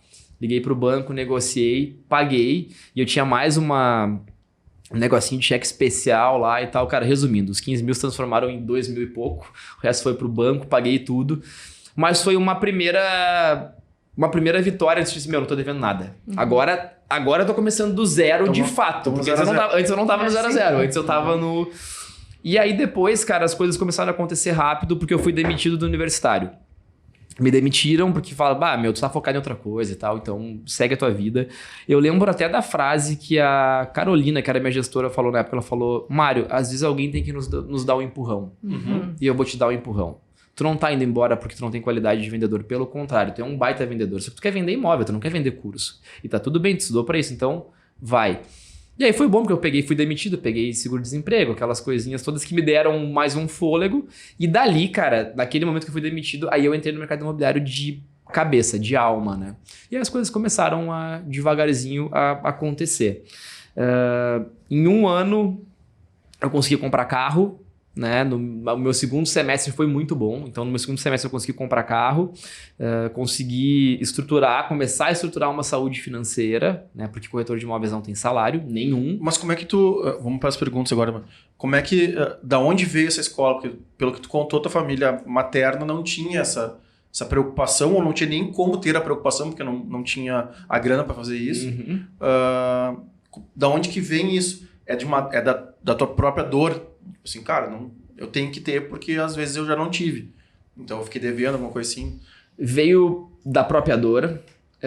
Tem um amigo meu que dividia apartamento comigo na época, o Biratã Benedetti, que é um grande amigo até hoje. Um puta empreendedor. Hoje ele é diretor da Faz Capital lá, que trabalha com... Cara, diretor da Faz, incorporador, enfim. Cara multi-empreendedor também, que nem tu, assim, cheio de negócios. E ele me falou um negócio que foi o que ele fez para a vida dele. Ele falou, quando eu cheguei em Porto Alegre, meu objetivo era ter 1 ano de saúde financeira. E aí eu pesquei aquilo e falei, eu preciso de 1 ano de saúde financeira. Para viver tranquilo. Ele ainda tinha salário, eu não, né? Então, eu preciso de uma saúde financeira aqui para me estruturar e trabalhar tranquilo. Porque a pior coisa que tem para um vendedor é estar desesperado para vender. É o pior negócio que tem. Porque o cliente sente que tu está desesperado para vender. Quando eu fiquei tranquilo e tinha grana na minha conta e comecei a trabalhar de carro, comecei a não me preocupar tanto com os meios. O Vinhas, eu quero vender pro Vinhas porque eu quero a comissão do Vinhas. Quando eu mudei isso, e na época eu precisava, então, né, eu preciso da comissão do Vinhas. Eu tentava botar na frente a necessidade, mas eu tinha uma necessidade de entrada de recurso para sobrevivência. Então, não tinha muito uma escolha. Quando eu comecei a conseguir escolher, eu falei, beleza, agora qual é a necessidade do Vinhas? O que o Vinhas precisa de fato para o imóvel dele? Eu comecei a vender muito mais. Só que para tu conseguir isso, tem que ter uma saúde financeira. Então, foi na dor, foi ouvindo pessoas e foi lendo. Porque na época do universitário, eu chegava às 7 da manhã lá. Foi quando começou. Meu primeiro livro foi aqui em Porto Alegre. Eu não lia nada. Eu era zero leitura. Hoje, ano passado, eu li 7 livros. Esse ano se eu conseguir concluir o que eu botei como meta, eu quero ler 1 por mês. Mas não era assim. Eu me tornei um leitor voraz. Eu não era um leitor voraz. O primeiro livro que eu li se chama O Monge que Vendeu Sua Ferrari, do Robin Sharma. É um livro, assim, desconhecido. Apareceu na minha vida. A minha mãe tinha o livro que uma amiga emprestou para ela e ela falou, esse livro parece ser legal ler, tá? Um negócio meio... E ele é um livro basicamente que fala sobre a filosofia budista de hábitos, de rotina, de entrega de excelência, da força do pensamento. Então, conectando esse livro com as coisas que eu ouvi, com a dor, eu comecei a criar uma filosofia de vida diferente. Eu não preciso replicar o que foi ensinado inconsciente pelos meus pais para mim. E não há maldade, não há julgamento nenhum por parte disso, né, para os meus pais e tudo mais. Nenhum. Zero. Eu sei que eles fizeram melhor com as ferramentas que eles tiveram. A gente vive em outro momento. Hoje eu tenho outras ferramentas, né? E uma das ferramentas que eu comecei, que me ajudou muito e ainda me ajuda muito, é a leitura, né? A leitura para mim é uma das vertentes, assim, hoje de conhecimento que fazem total diferença. Eu atribuo a leitura, eu tô lendo, quando as pessoas falam assim, meu meta de 1 livro por mês, eu fico pensando, tá, mas qual livro? Sim. Porque, cara, é audaz. Eu tô lendo 3 livros ao mesmo tempo agora, não indico. Não ler ao mesmo tempo? Eu gosto de ler ao mesmo tempo, cara. Isso eu aprendi ano passado. Até pegar filosofia, de filosofia, pegar princípios do Rei Dalio e um outro mais ou menos, tipo, sei lá, essencialismo. Mas, bom livro, já li, baita livro. Mas assim, aí eu disse, não dá. Aí eu parei, acho que o último livro que eu li meio assim, que tem fundamento ainda mais pro nosso setor, que é o da Disney ali, que eu inclusive dei pra galera aqui também os livros pra lerem também, que faz sentido pra nós. Eu peguei Princípios do Rei Dalio. Jesus amado. Pra mim é o livro assim, eu preciso aprender agora a gerir uma empresa. Agora, eu recebi essa missão, virei executivo, Cara, pega esse livro... Eu indo na livraria aqui, pega esse livro, que não é barato. Ele é desse tamanho. Tem 600 páginas, eu acho. Cara, isso aqui é o maior gestor de fundo do mundo que manualizou e informatizou todo o sistema de gestão de uma empresa.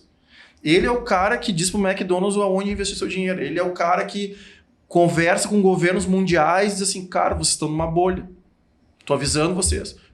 A minha equipe, junto com o sistema, vocês estão numa bolha, vai estourar, não sei o que. Tá aí um livro que eu vou colocar. Cara, Eu vou colocar no meu. só que ele é esse cara que hoje em dia rege o mundo. Ele conseguiu informatizar isso. Ele investiu muito pesado e começou que nem nós, assim, cara. Começou com nada. Era ele e um amigo, ele não sei o quê. Hoje em dia é a maior gestora do mundo, que é Bridgewater, o nome da empresa. E aí ele, cara, só que hoje ele tem esse entendimento. Só que ele te dá esse corpo de quem ele é, do que a empresa é. E aí depois ele fala dos problemas que a empresa dele teve, como que ele trata os problemas, como que ele manualizou isso. E depois ele começa a dizer assim, cara, eu anotei aqui, ó. Cuidar dos pequenos problemas. Ele escreveu isso, só que ele escreve uma folha sobre isso. Ele fala assim, cara, ataca todos os pequenos problemas. Eu acho que eu printei, te dei uma foto e mandei no grupo de gestão que a gente tem. Assim, porque o pequeno problema emocional, ou o profissional, ou da empresa, ele vai acarretar num grande problema se ninguém atacar ele. É o papelzinho no chão. Ontem eu falei que, cara, tem um papel no chão e ninguém fez nada. Tipo assim, o que vai acontecer? Aí tem papel, então vai ter uma folha, vai ter uma caneca, vai ter uma mesa atravessada na sala e ninguém vai falar nada.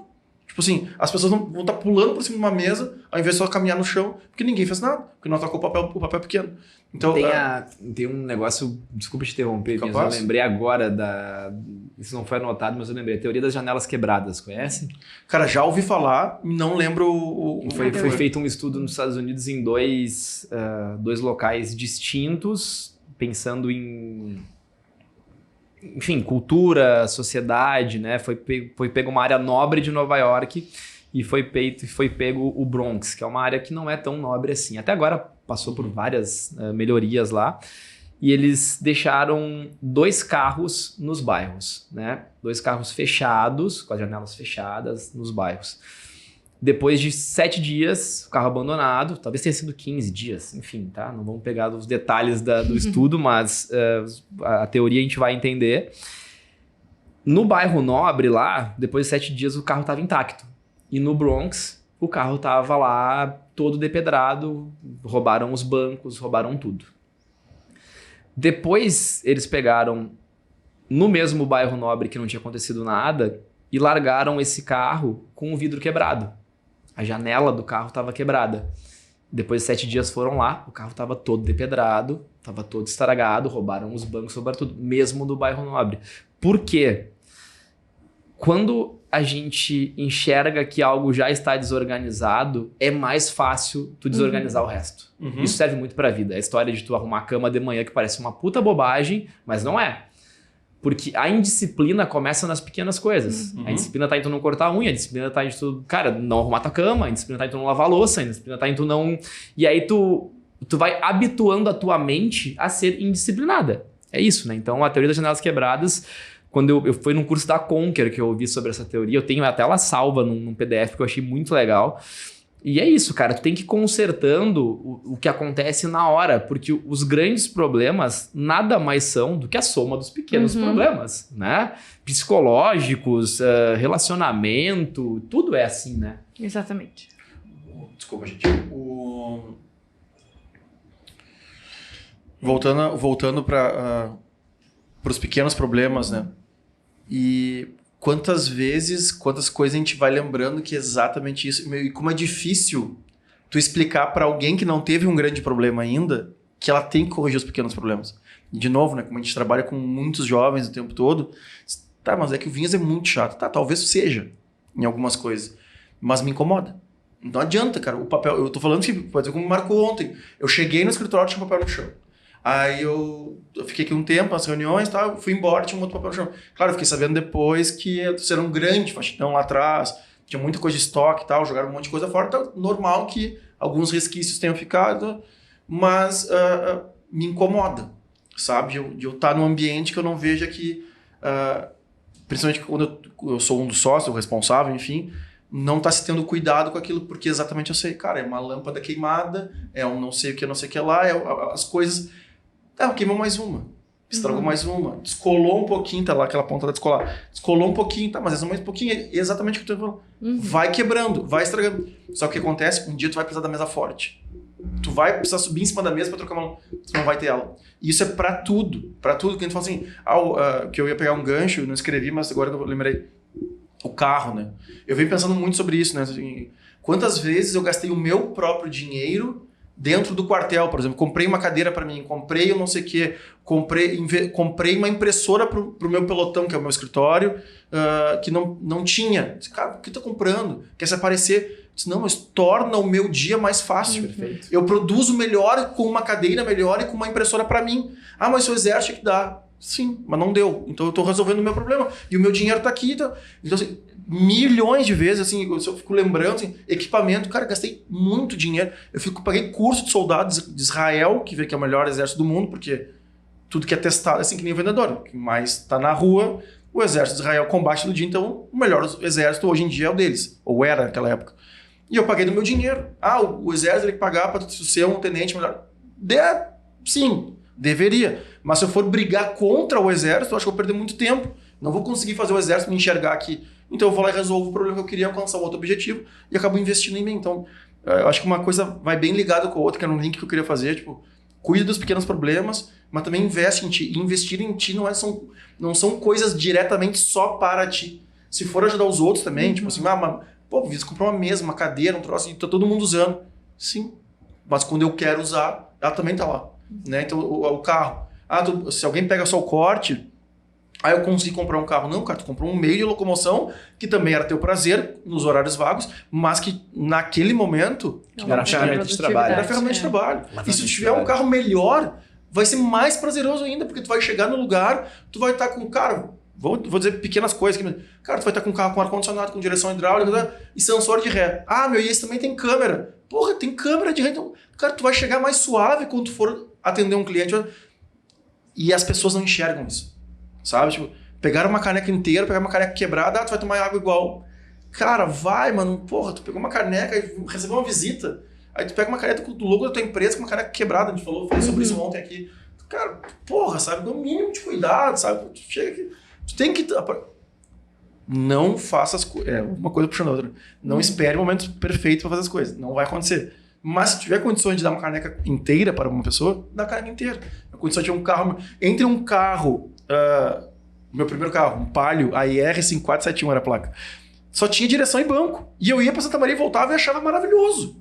Porque eu não ia de ônibus, eu ia de carro. Então, cara, olha a vantagem de eu poder ir no horário que eu quisesse e eu voltar. Era o meu primeiro carro. Hoje em dia, cara, meu carro tem muito mais funções do que aquele carro. Então, o carro melhor. Mas eu não esperei para ter o carro que eu tenho hoje para ir Santa Maria e voltar. Né? Então, só belo gancho, cara. Tu me fez refletir sobre algumas coisas aqui. Uma delas, né, é a questão de tu... Tem pessoas que terceirizam, e já deu pra perceber em 2 falas tuas que tu não é uma pessoa que terceiriza. Tem que fazer, vamos fazer. Né? Foi lá, comprou o curso que tinha que comprar, comprou a cadeira para ficar no escritório. E eu sempre fui assim também, cara, de... Se eu tenho vontade de fazer alguma coisa, se eu acredito que aquilo vai ser positivo para mim a longo prazo, eu faço.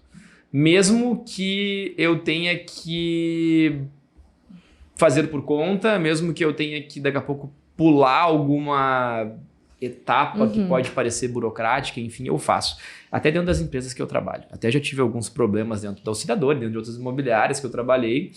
Tipo assim, eu tenho que fazer um negócio, uma campanha de marketing, tem que passar por não sei quem.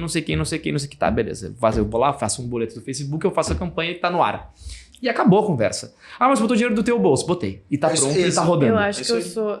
Então, ou a próxima vez tu faz do jeito rápido que eu acho que deve ser feito, ou eu vou continuar fazendo assim, entendeu? Porque eu tenho um time de vendas esperando por mim, que precisa de cliente para atender, que precisa de várias coisas. Então, eu vou fazer. Eu não vou ficar esperando a aprovação do não sei quem, do Cara, a não ser que seja um negócio extremamente, né? Tipo, Sim. delicado, financeiro, que vá, sei lá, né? Que possa colocar a empresa em risco. Mas não sendo isso, porque às vezes é umas... Não é que eu não goste de processo, mas eu acho que às vezes tem alguns processos que travam demais as coisas. E quando eu entro nesses lugares que tem muito processo que trava as coisas, às vezes eu propositalmente quebro o processo pra gente repensar o processo. Tipo, olha só, eu tô há 10 dias tentando fazer um negócio que não deu certo, eu fiz em 1 por conta, o processo tá errado, vamos mudar isso aqui. Então, isso tem muito também a liderança, né, e a gestão ela tem muito esse senso, e eu acho que é uma das características cruciais e vitais do gestor, a autorresponsabilidade de fazer as coisas, né? Existem pessoas que dão desculpas e tem pessoas que fazem. É simples assim. Sempre vai ter uma desculpa. E é bem simples. Cara, e tem uma frase genial que é o seguinte, meu. Quem é bom em dar desculpa não é bom em mais nada. O cara que é bom em dar desculpa, meu, não vai ser bom em mais nada. Porque tem desculpa pra tudo. Ah, eu não vou conseguir gravar o podcast porque, por exemplo, aqui na Combo só tem horário do meio-dia. Aí meio-dia eu vou ter que deixar de fazer meu almoço. Tá, tem uma desculpa ótima. Inclusive. Mas tu tá aqui fazendo podcast, entendeu? Sim. É exatamente isso aí. É isso aí. Então, tem pessoas que fazem e tem pessoas que arranjam desculpa, cara. Essa é a lei da vida, né? Então, a gente dá um jeito. E aí, tu me fez lembrar de uma coisa que eu até tinha anotado. É bom anotando, porque até anotar ajuda a gente a lembrar também, né? Eu nem olhei, mas ajuda a gente a lembrar. Eu sempre tive uma característica de me posicionar antes das coisas acontecerem. O que eu quero dizer com isso? Eu fui corretor 2 anos. 2 anos e meio, né?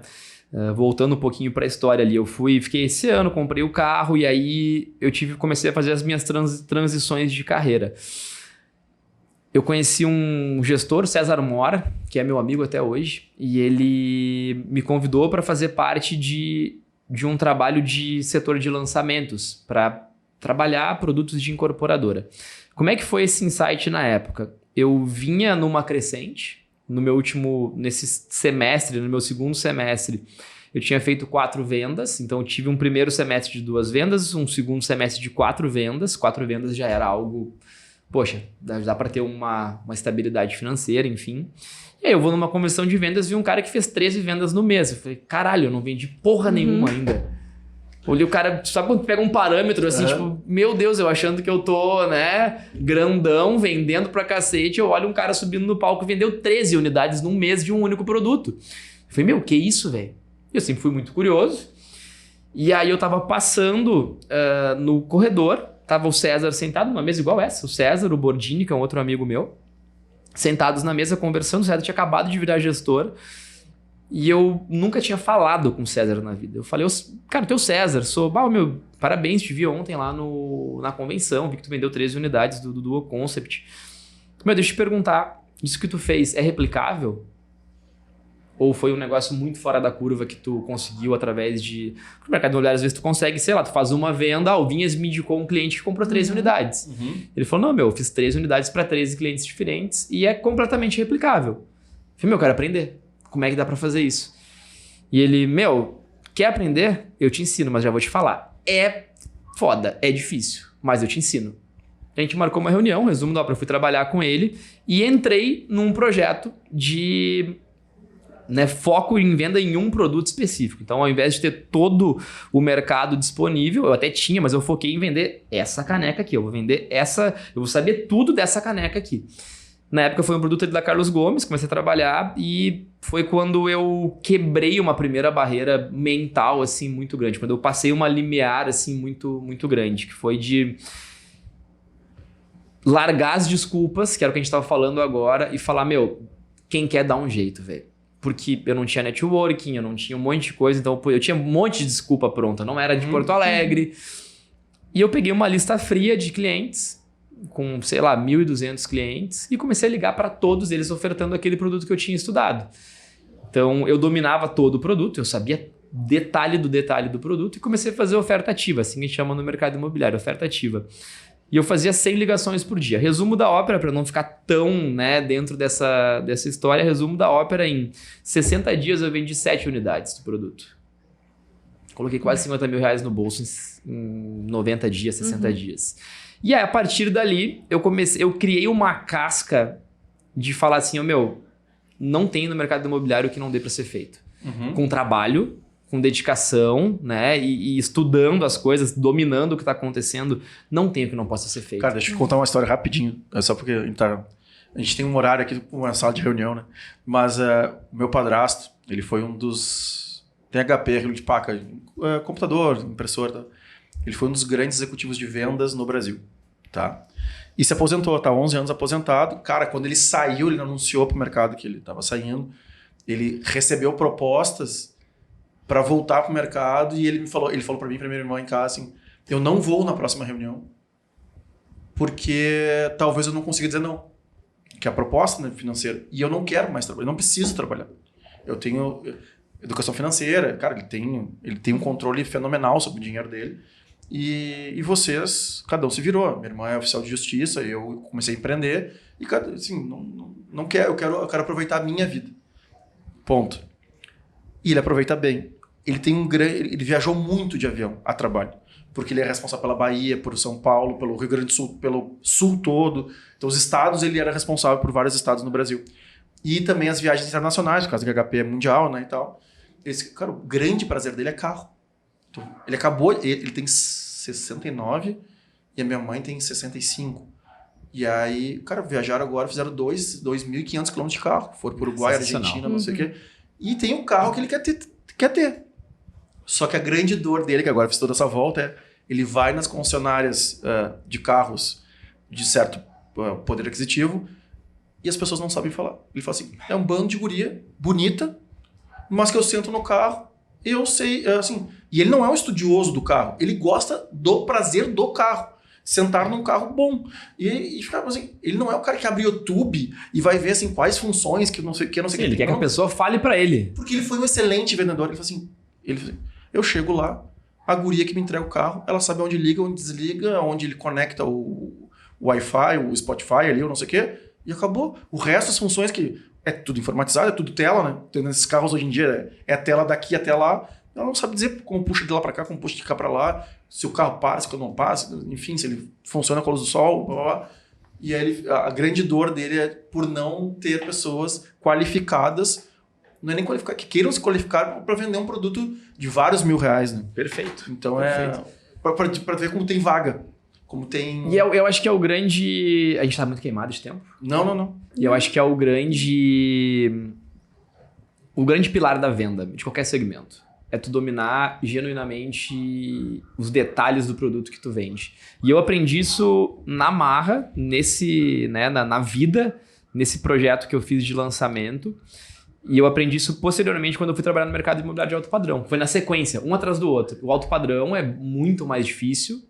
Pode falar. Não, porque assim, não adianta nada ligar para 100 pessoas ou 150 pessoas. Pode dizer assim, eu tenho um apartamento na Anitta Garibaldi, número 580, e tem 3 quartos. Ainda mais uma ligação fria, né? A ligação fria tu tem ali 15 segundos para despertar o interesse. Pro Vinhas falar, opa, peraí, meu, tem alguma oportunidade aqui, daí a gente trabalha gatilho mentais, várias coisas, né? Tem alguma oportunidade escassa aqui e urgente que uma pessoa desconhecida me oferecendo, mas é uma oportunidade boa, então... Deixa eu ouvir, tanto que eu agendei na época 25, 26 reuniões com pessoas que eu nunca tinha visto na vida e vendi para 7. Então, e tu percebe que o produto realmente era bom, né, para tu concluir as vendas. Mas só voltando pro gancho do conhecimento, então esse foi o primeiro case e o segundo case foi o case de alto padrão. Eu entrei no mercado de alto padrão, trabalhando no Moinhos de Vento, Bela Vista, enfim, e eu não conhecia quase nada de produtos. E eu entrei, na época o diretor da imobiliária falou, isso eu estava com 22 anos, indo pro meu 3º ano de mercado. Para tu entrar no plantão da imobiliária aqui, tu vai ter que conhecer 300 produtos, 300 apartamentos presencialmente. Depois de tu conhecer 300 apartamentos presencialmente, eu deixo tu fazer parte do plantão. Deve estar brincando comigo, não é possível, né, cara? Pô, eu acabei de vir lá da outra imobiliária, tinha vendido 7 unidades, estava grandão, né, me achando o corretor. E ele, não, tu vai ter que passar por esse processo. E eu fiz o processo em 30 dias, 30 e poucos dias. E foi a melhor coisa que aconteceu na minha vida. Porque a partir dali eu comecei a entender a importância de tu conhecer o que tu vende. Uhum. Eu era outro profissional. A gente estava aqui no início, antes, nos bastidores, falou lá sobre a água, sobre a luz da festa, sobre... Por que tu sabe disso? Porque tu vive isso há muito tempo, né? Então, o mercado de vendas, ele tem que ter esse treinamento e essa vivência no que tu vende, para tu saber o que tu está fazendo, né? Então, é uma das coisas que eu sempre falo para os corretores que entram no mercado, vai conhecer mercado. É o básico. Vai para a rua, vai para o bairro, vai conhecer fachada, porque é isso que vai fazer lá na frente tu saber argumentar o porquê o carro lá é melhor do que o outro. Por que o imóvel X é melhor do que o Y? O que ele tem de melhor de fato? E o imóvel ele é replicável, né? Não consigo botar empilhar um imóvel em cima do outro. Cada imóvel é único, não tem. Então, assim... mas é o mesmo prédio, é a mesma metragem. Mas o Vinha escolheu uma decoração diferente do Mário. Então esse apartamento já não é mais igual. Não, já posição solar. Posição solar diferente, tudo diferente. Então tu só vai saber realmente como é o produto quando tu for em loco conhecer. Então são coisas básicas que a gente acaba às vezes esquecendo. Aliás, você jovem ou não tão jovem, que eu tenho amigos que não se mudaram tanto, posição solar, se puderem escolher, olhem antes de se mudar. Não adianta chegar lá e porque depois, pois é, meu armário fica todo mofado e as roupas tem que botar... Pois é, eu como me mudo bastante... Leste-norte, fica a dica. Leste-norte, leste sol da manhã, norte sol do meio-dia, melhor posição solar de Porto Alegre. Pois é, porque eu já faço... Eu vou te dizer assim, perrengue eu não passei, porque tem amigo meu que passou perrengue. O cara saiu do apartamento e foi pro outro, pior. Eu sei, de mofar as coisas dentro. Isso eu nunca peguei, mas de não bater um solzinho faz Essa é a fachada sul de Porto Alegre. A fachada sul de Porto Alegre não pega sol. E então aí é o ideal sempre ter áreas frias para fachada sul. Banheiro, área de serviço, cozinha, living, dormitório na fachada na Prumada Sul. Só se tiver um janelão daqueles piso-teto, assim, para entrar um pouquinho de luminosidade, vento e quebrar um galho. Mas, olha aí, viu? Mas o ideal é procurar sempre leste-norte. E o oeste também vai, só que o oeste tem o outro, né, o sol da tarde, é o pôr do sol, tem o lado do verão, que às vezes fica muito quente. Mas eu prefiro ainda muito quente do que as coisas do que o sul. Né? Do que o sul. É isso aí. Meu, e como é que tu sai tu sai das vendas, vamos dizer assim, diretas? Não sei se hoje tu vende ainda, não sei se... Como é que funciona a organização dentro de uma... Hoje eu lidero os gestores que têm as equipes de corretores. Então, eu diretamente não vendo mais, até porque isso é uma coisa que eu acredito que eu acho que é até um pouco injusto. Tipo, com a posição que eu conquistei dentro da auxiliadora e, enfim, competir com os corretores, não porque eu sou melhor do que os corretores, mas porque eu estou numa posição de destaque. Então, assim, se o Vinhas for pensar em comprar um imóvel, ele vai querer comprar do Mário, que já conhece e tal, ou vai querer entrar num site e falar com o corretor, entendeu? Então eu acho um pouco injusto e foi uma posição que eu sempre defendi como gestor de não vender. Então hoje eu não vendo, hoje eu diretamente tenho meu relacionamento com os gestores que atendem aí os corretores. Então o meu papel hoje é treinar os corretores, né, e cuidar da parte estratégica da operação. Como é que está o site? Como é que está o UX do site? Como é que está a geração de leads? Como é que está time response para os clientes? Como é que está a divulgação dos imóveis, fotos profissionais, vídeos, enfim, marketing, toda essa estrutura de como a operação está rodando. E isso foi essa guinada, para essa guinada que eu digo, esse lado que tu escolheu da parte mais estratégica. Isso foi porque uma necessidade que a empresa foi tendo e tu foi tomando conta desse setor, ou tu viu aquilo que já existia e disse, não, mas eu gostaria mais de ir para cá mesmo e trabalhar como estrategista. Vou tentar fazer 3 minutos aqui de gestão, então, de como foi a minha entrada na gestão. Logo depois desse case de alto padrão que eu te comentei, o meu gestor da época voltou para a imobiliária que a gente trabalhava e me convidou para ser coordenador dele. Foi minha primeira oportunidade como gestor. Eu era coordenador de um produto que na época foi o maior lançamento do ano, que foi o Medplex aqui da Santana. E ali foi quando começou a minha jornada como líder. Leia-se, antes disso, e eu falei agora há pouco sobre, né, se posicionar antes da oportunidade chegar, eu já vinha espelhando muito gestor, eu já vinha olhando o próprio César e outros gestores, como é que esses caras lidam no dia a dia, qual é o comportamento deles. Então já tinha minhas referências e comecei, antes de ser gestor, a me posicionar como gestor. A dominar os produtos, a fazer o que eles faziam, sim, enfim. Então foi meio que... de ser dono da empresa que não é tua. Exatamente. O olhar de tipo assim, o que as pessoas, o que os melhores fazem, eu quero fazer igual, né? Então foi meio que natural surgir a oportunidade de coordenador. Quando eu fiquei coordenador 1 ano, depois eu assumi o cargo do César como gestor, porque ele virou diretor. Então, né?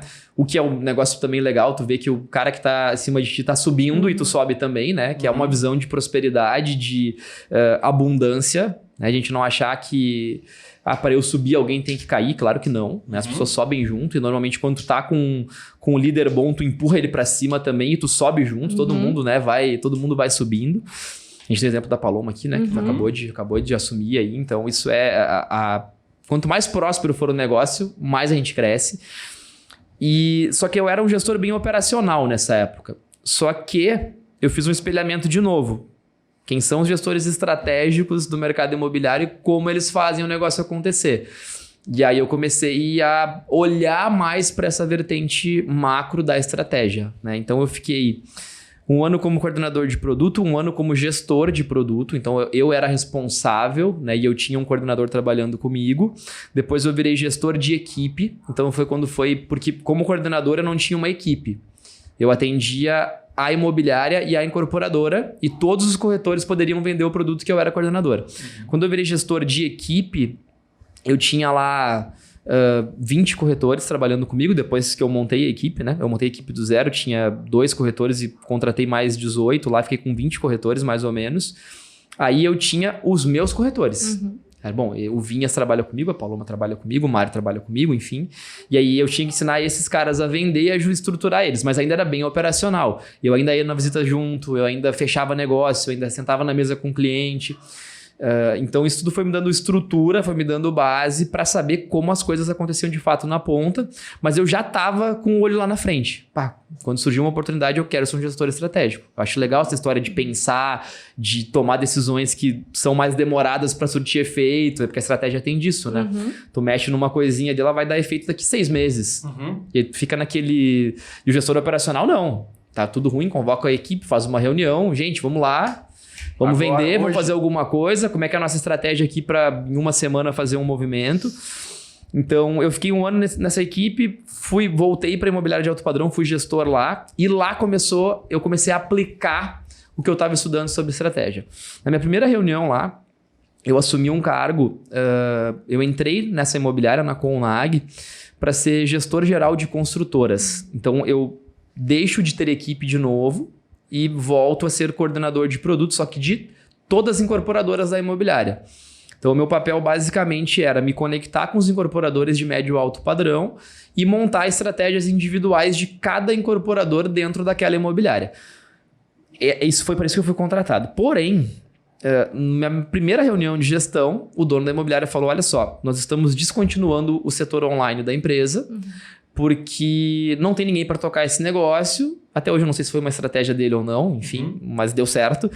E não vai ter setor online mais na empresa. Na época tinham 3 corretores no setor online da empresa. E eu era gestor de uma equipe online na imobiliária que eu tinha acabado de sair.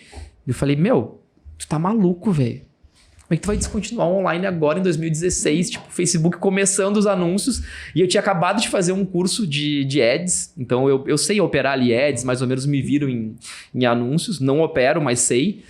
Eu falei, tá maluco, cara. Agora que o negócio vai começar e tu quer parar com o online? Não tem como. Então assume tu. Não, mas eu já tenho todas as incorporadoras. Tá. Não, assume, dá o teu jeito.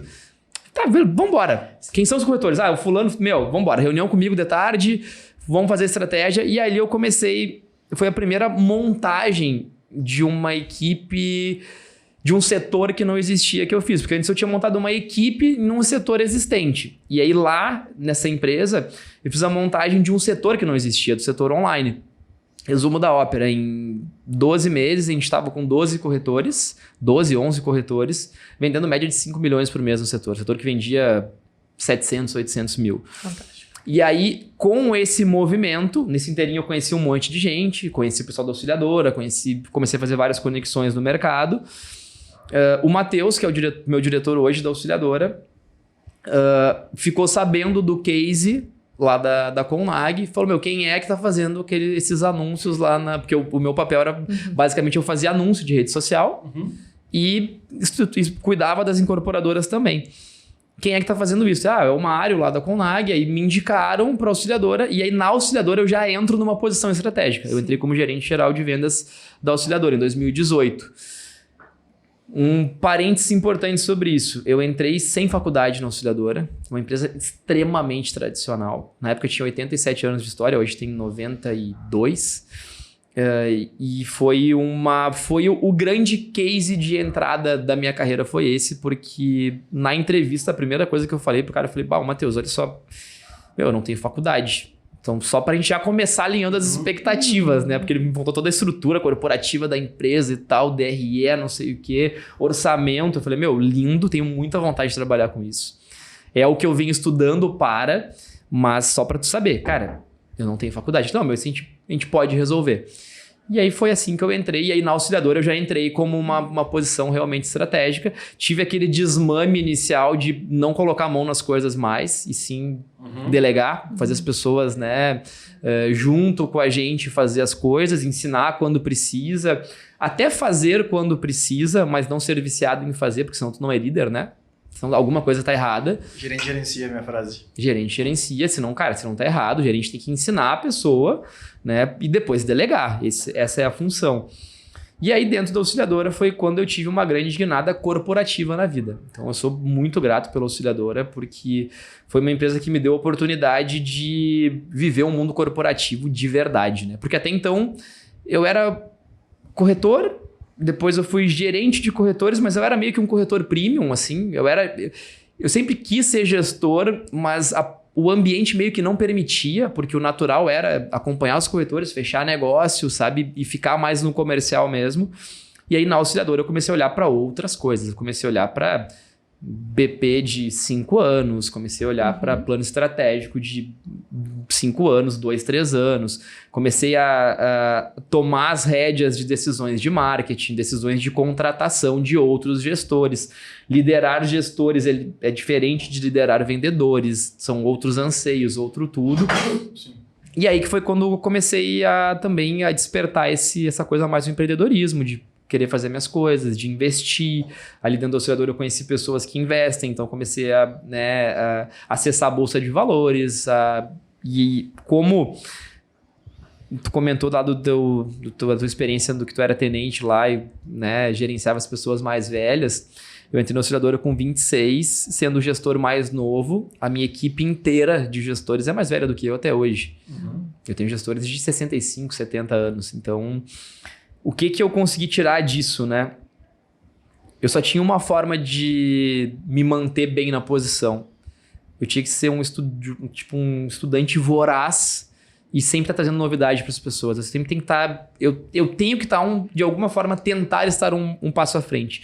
Não falo isso num sentido pejorativo ou arrogante de saber mais e tal, mas eu tenho que... Na minha cabeça eu tenho que estar 100% e 20%. Eu nunca posso estar 100%. É que é o jeito de liderar. Tem sempre alguém ali, tipo assim... o guri, não sei o que e tal. Então eu tive os primeiros 2 anos que foi muito oneroso de tempo, porque eu tinha que... o que eu posso entregar pro Vinhas que ele não sabe ainda? Porque o que ele já sabe não adianta ficar cobrando do cara. Tu tem que fazer tal coisa, tu tem que... Não, tá, isso eu já sei. O que tem no mercado que o Vinhas não tá olhando ainda, que eu posso trazer para ele? E aí foi quando eu comecei a ler filosofia, vida, liderança, estratégia. Comecei a estudar muito inglês também para começar a pegar conteúdo direto da fonte de coisas, de vendas. E aí as coisas foram se estruturando. Fantástico. Irá demais, Marcos. Eu sou Marcos às vezes, fica tranquilo. Não. Às vezes é Marcos. O Marcos, o Marcos já teve aqui do Gramado Summit.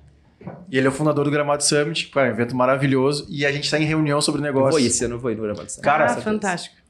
Só vamos. Irei. E eu falo pra galera assim, meu sonho era levar todo mundo. Porque pra começar são vários palcos, né? Então tu decide qual conteúdo tu quer consumir. E fora o relacionamento, o networking que tem lá, é de um nível assim, bizarro. E eu tava em reunião com ele, liguei pra ele ontem, eu tava falando com ele hoje também. E aí, é impressionante a frequência energética ou mindset, ou qual é o nome que queiram dar para as pessoas que a gente vai conversando aqui. Então vai se conectando muito, que o Marcos também tá cheio de coisa para fazer lá, tem o time dele lá e tá, cara, vem para cá também, traz teu time para cá também, vamos fazer coisa junto, sabe? E aí quando eu estiver falando também da olha só, já veio... Da Auxiliadora? Já veio localiza na minha cabeça. Verde, né? A Auxiliadora, e eu disse, cara, olha quanta coisa que a gente podia fazer junto. E aí eu começo a viajar, e quando você estava falando, eu estava viajando assim, cara, por que a gente não faz um monte de coisa junto, sabe? Porque, pra se ajudar, porque tu precisa aparecer e eu preciso também fazer coisa. Tem um monte de conexão que a gente poderia fazer. E vamos, com certeza, meu. Só a gente endereçar as coisas, priorizar, dá pra fazer tudo. Não, com certeza. Então, cara, parabéns, parabéns pela tua trajetória. Muito legal a parte... toda a tua construção. Gosto muito dessa parte de liderar efetivamente, né? Não só no papel do cara escrever o que é liderança, o que não é. Porque todo mundo escreve e fala sobre. A gente pode sentar aqui, eu conto as histórias, e elas vão se cruzar. Mas é que o exercer isso e realmente conseguir ser um exemplo para as pessoas, cara, isso é de uma dedicação muito grande. Porque o Guto que estava aqui, que é um empreendedor gigantesco também, que esteve aqui conosco semana passada, investidor de startup, cara, vice-presidente da PM Web, atende as maiores empresas do mundo. A hipocrisia, né? Tu não pode ser um cara hipócrita se tu quer ser líder. Tu tem que realmente, assim, cara, se o Vinhas fala em todos os podcasts que 1 mais 1 é 2, independente se ele vai perder ou vai ganhar, cara, eu não posso desligar o podcast e falar, pô, não é só... Não gosto aqui com o Gabi, que a gente vai fazer, pô, dá pra aqui, não dá, cara, tu tem que estar o tempo todo dizendo. E o Guto é muito legal, o insight do Guto foi, o Guto, a empresa dele, que ele é vice-presidente de vendas, né, ele disse, cara, por que eu vou comprar uma calça de moletom que não é da Nike, se eu atendo a Nike? O cara que me paga pra eu vender Nike, como é que eu não vou ajudar eles a ter dinheiro pra me pagar? Então, assim, Perfeito. é o tempo todo. Vou tomar um energético, por que eu não vou comprar da Red Bull? Eu vou fazer um curso de comunicação, por que eu não vou fazer do Share? Eu quero aprofundar a parte financeira, por que eu não vou no Rafael Toro? Nós estamos agora com um projeto grande de coworking e tal, não sei o quê.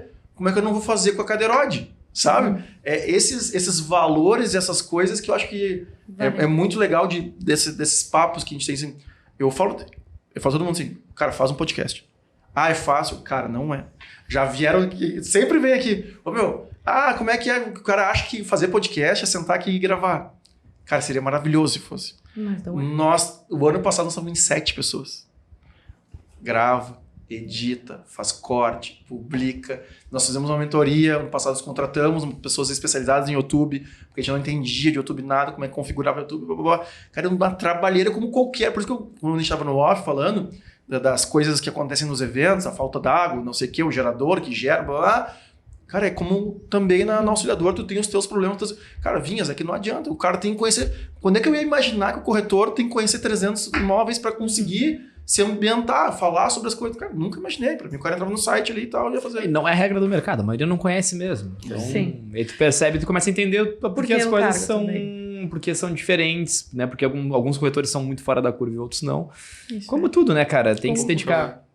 E tu que chegou até agora, Gabriel? Meu. Por favor, né? Tu Mas esqueceu hoje lá a no gente começo. deu aulas de publi, a gente E esqueceu não de fez fazer a nossa. Viu? A gente precisa ter curso de vendas aqui. Porque a gente não pediu pra galera, é de graça, né? Tu entra no YouTube, Clica lá, Vinhascast, e tu vai ver tudo isso aqui. Só que não se inscreveu, mano. Eles não se inscrevem, eles não curtiram, eles não compartilharam. E melhor, comenta aqui embaixo pra nós o que tu achou do episódio, ou com quem tu quer que a gente converse aqui também. E manda pergunta pro Mário também, porque, cara, a história do Mário é maravilhosa. Tem um monte de insight aí, pode ser dica de livro, pode ser dica de um monte de coisa. Então, e também, Mário, aquela câmera lá é tua, as tuas redes sociais. Todas as redes sociais, Mário Guaranha. Bem simples. Tô em todas desse jeito. TikTok, Instagram, YouTube. Guaranha é como se fala. G-U-A... tu falou bem simples. Não te preocupa, vai aparecer aqui bonitinho. G-U-A-N-H, Guaranha. Tá. Então tá, gente. G-U-A-R-A-N-H, Guaranha. Mário Guaranha. Em todas as redes sociais. Como não é tão fácil? Era fácil, tu me plantou a semente, falou bem simples. Eu falei, será que não é tão simples assim? Genial. Mário, muito obrigado. Falou, Mônica, um beijo. Também. Não, eu queria antes agradecer o Mário também. Eu me identifico muito com a tua história de ser um curioso nato, né? Tu vai vendo que tu vai construindo a tua história sempre querendo um pouco a mais por pleno conhecimento, e aí tu vê que tu tem conhecimento em muitas áreas hoje em dia, é por isso que tu se destaca, tem o cara. Então, muito obrigada também por compartilhar a tua história. E sim, vou dar um beijo pro Mal, antes que o Vinhas depois conte pro meu próprio marido, que vai dar problema na minha casa, como todos os episódios acontecem. Ele assiste todos os episódios e ela ficou Cara, eu não sei o que acontece lá dentro, né? Daqui a pouco tava alguma coisa, mas alguns episódios que ela não mandava beijo. Eu disse, cara... Mal, e aí o Vinhas, como grande parceiro meu, encontrou ele e contou. Ainda fez questão Foi ele que viu. E aliás, um beijo Fê, beijo Henrique, beijo B, beijo Ralf. Nossa família. Família tá grande. Família tá grande. Imagina a Fê com eu, 2 guri e mais o cachorro. Ai, Fê. Boa Heroína. sorte a todos nós. Heroína. Que vamos ver essa fase. Gabriel, Heroína. beijos. Beijos para... Eu já vou me adiantar aqui, já vou mandar um beijo pra Anne Bianchi, que edita esse podcast. Inclusive. Maravilhosa. Vai botar teu arroba ali, Mari, vai aparecer tudo certinho, não te preocupa. Pode deixar a gaguejada juntos também, não tem problema. Que é vida real. E as firmas? Nós temos que vender casamento, Gabi. E estamos vendendo, graças a Deus, né? Ufa. Gabriel Souza Filmes ali no Instagram. E o Gabi.rec, voltamos com esse Instagram maravilhoso. Então tá, gente. Muito obrigado. Espero que tenham gostado muito. Até a próxima.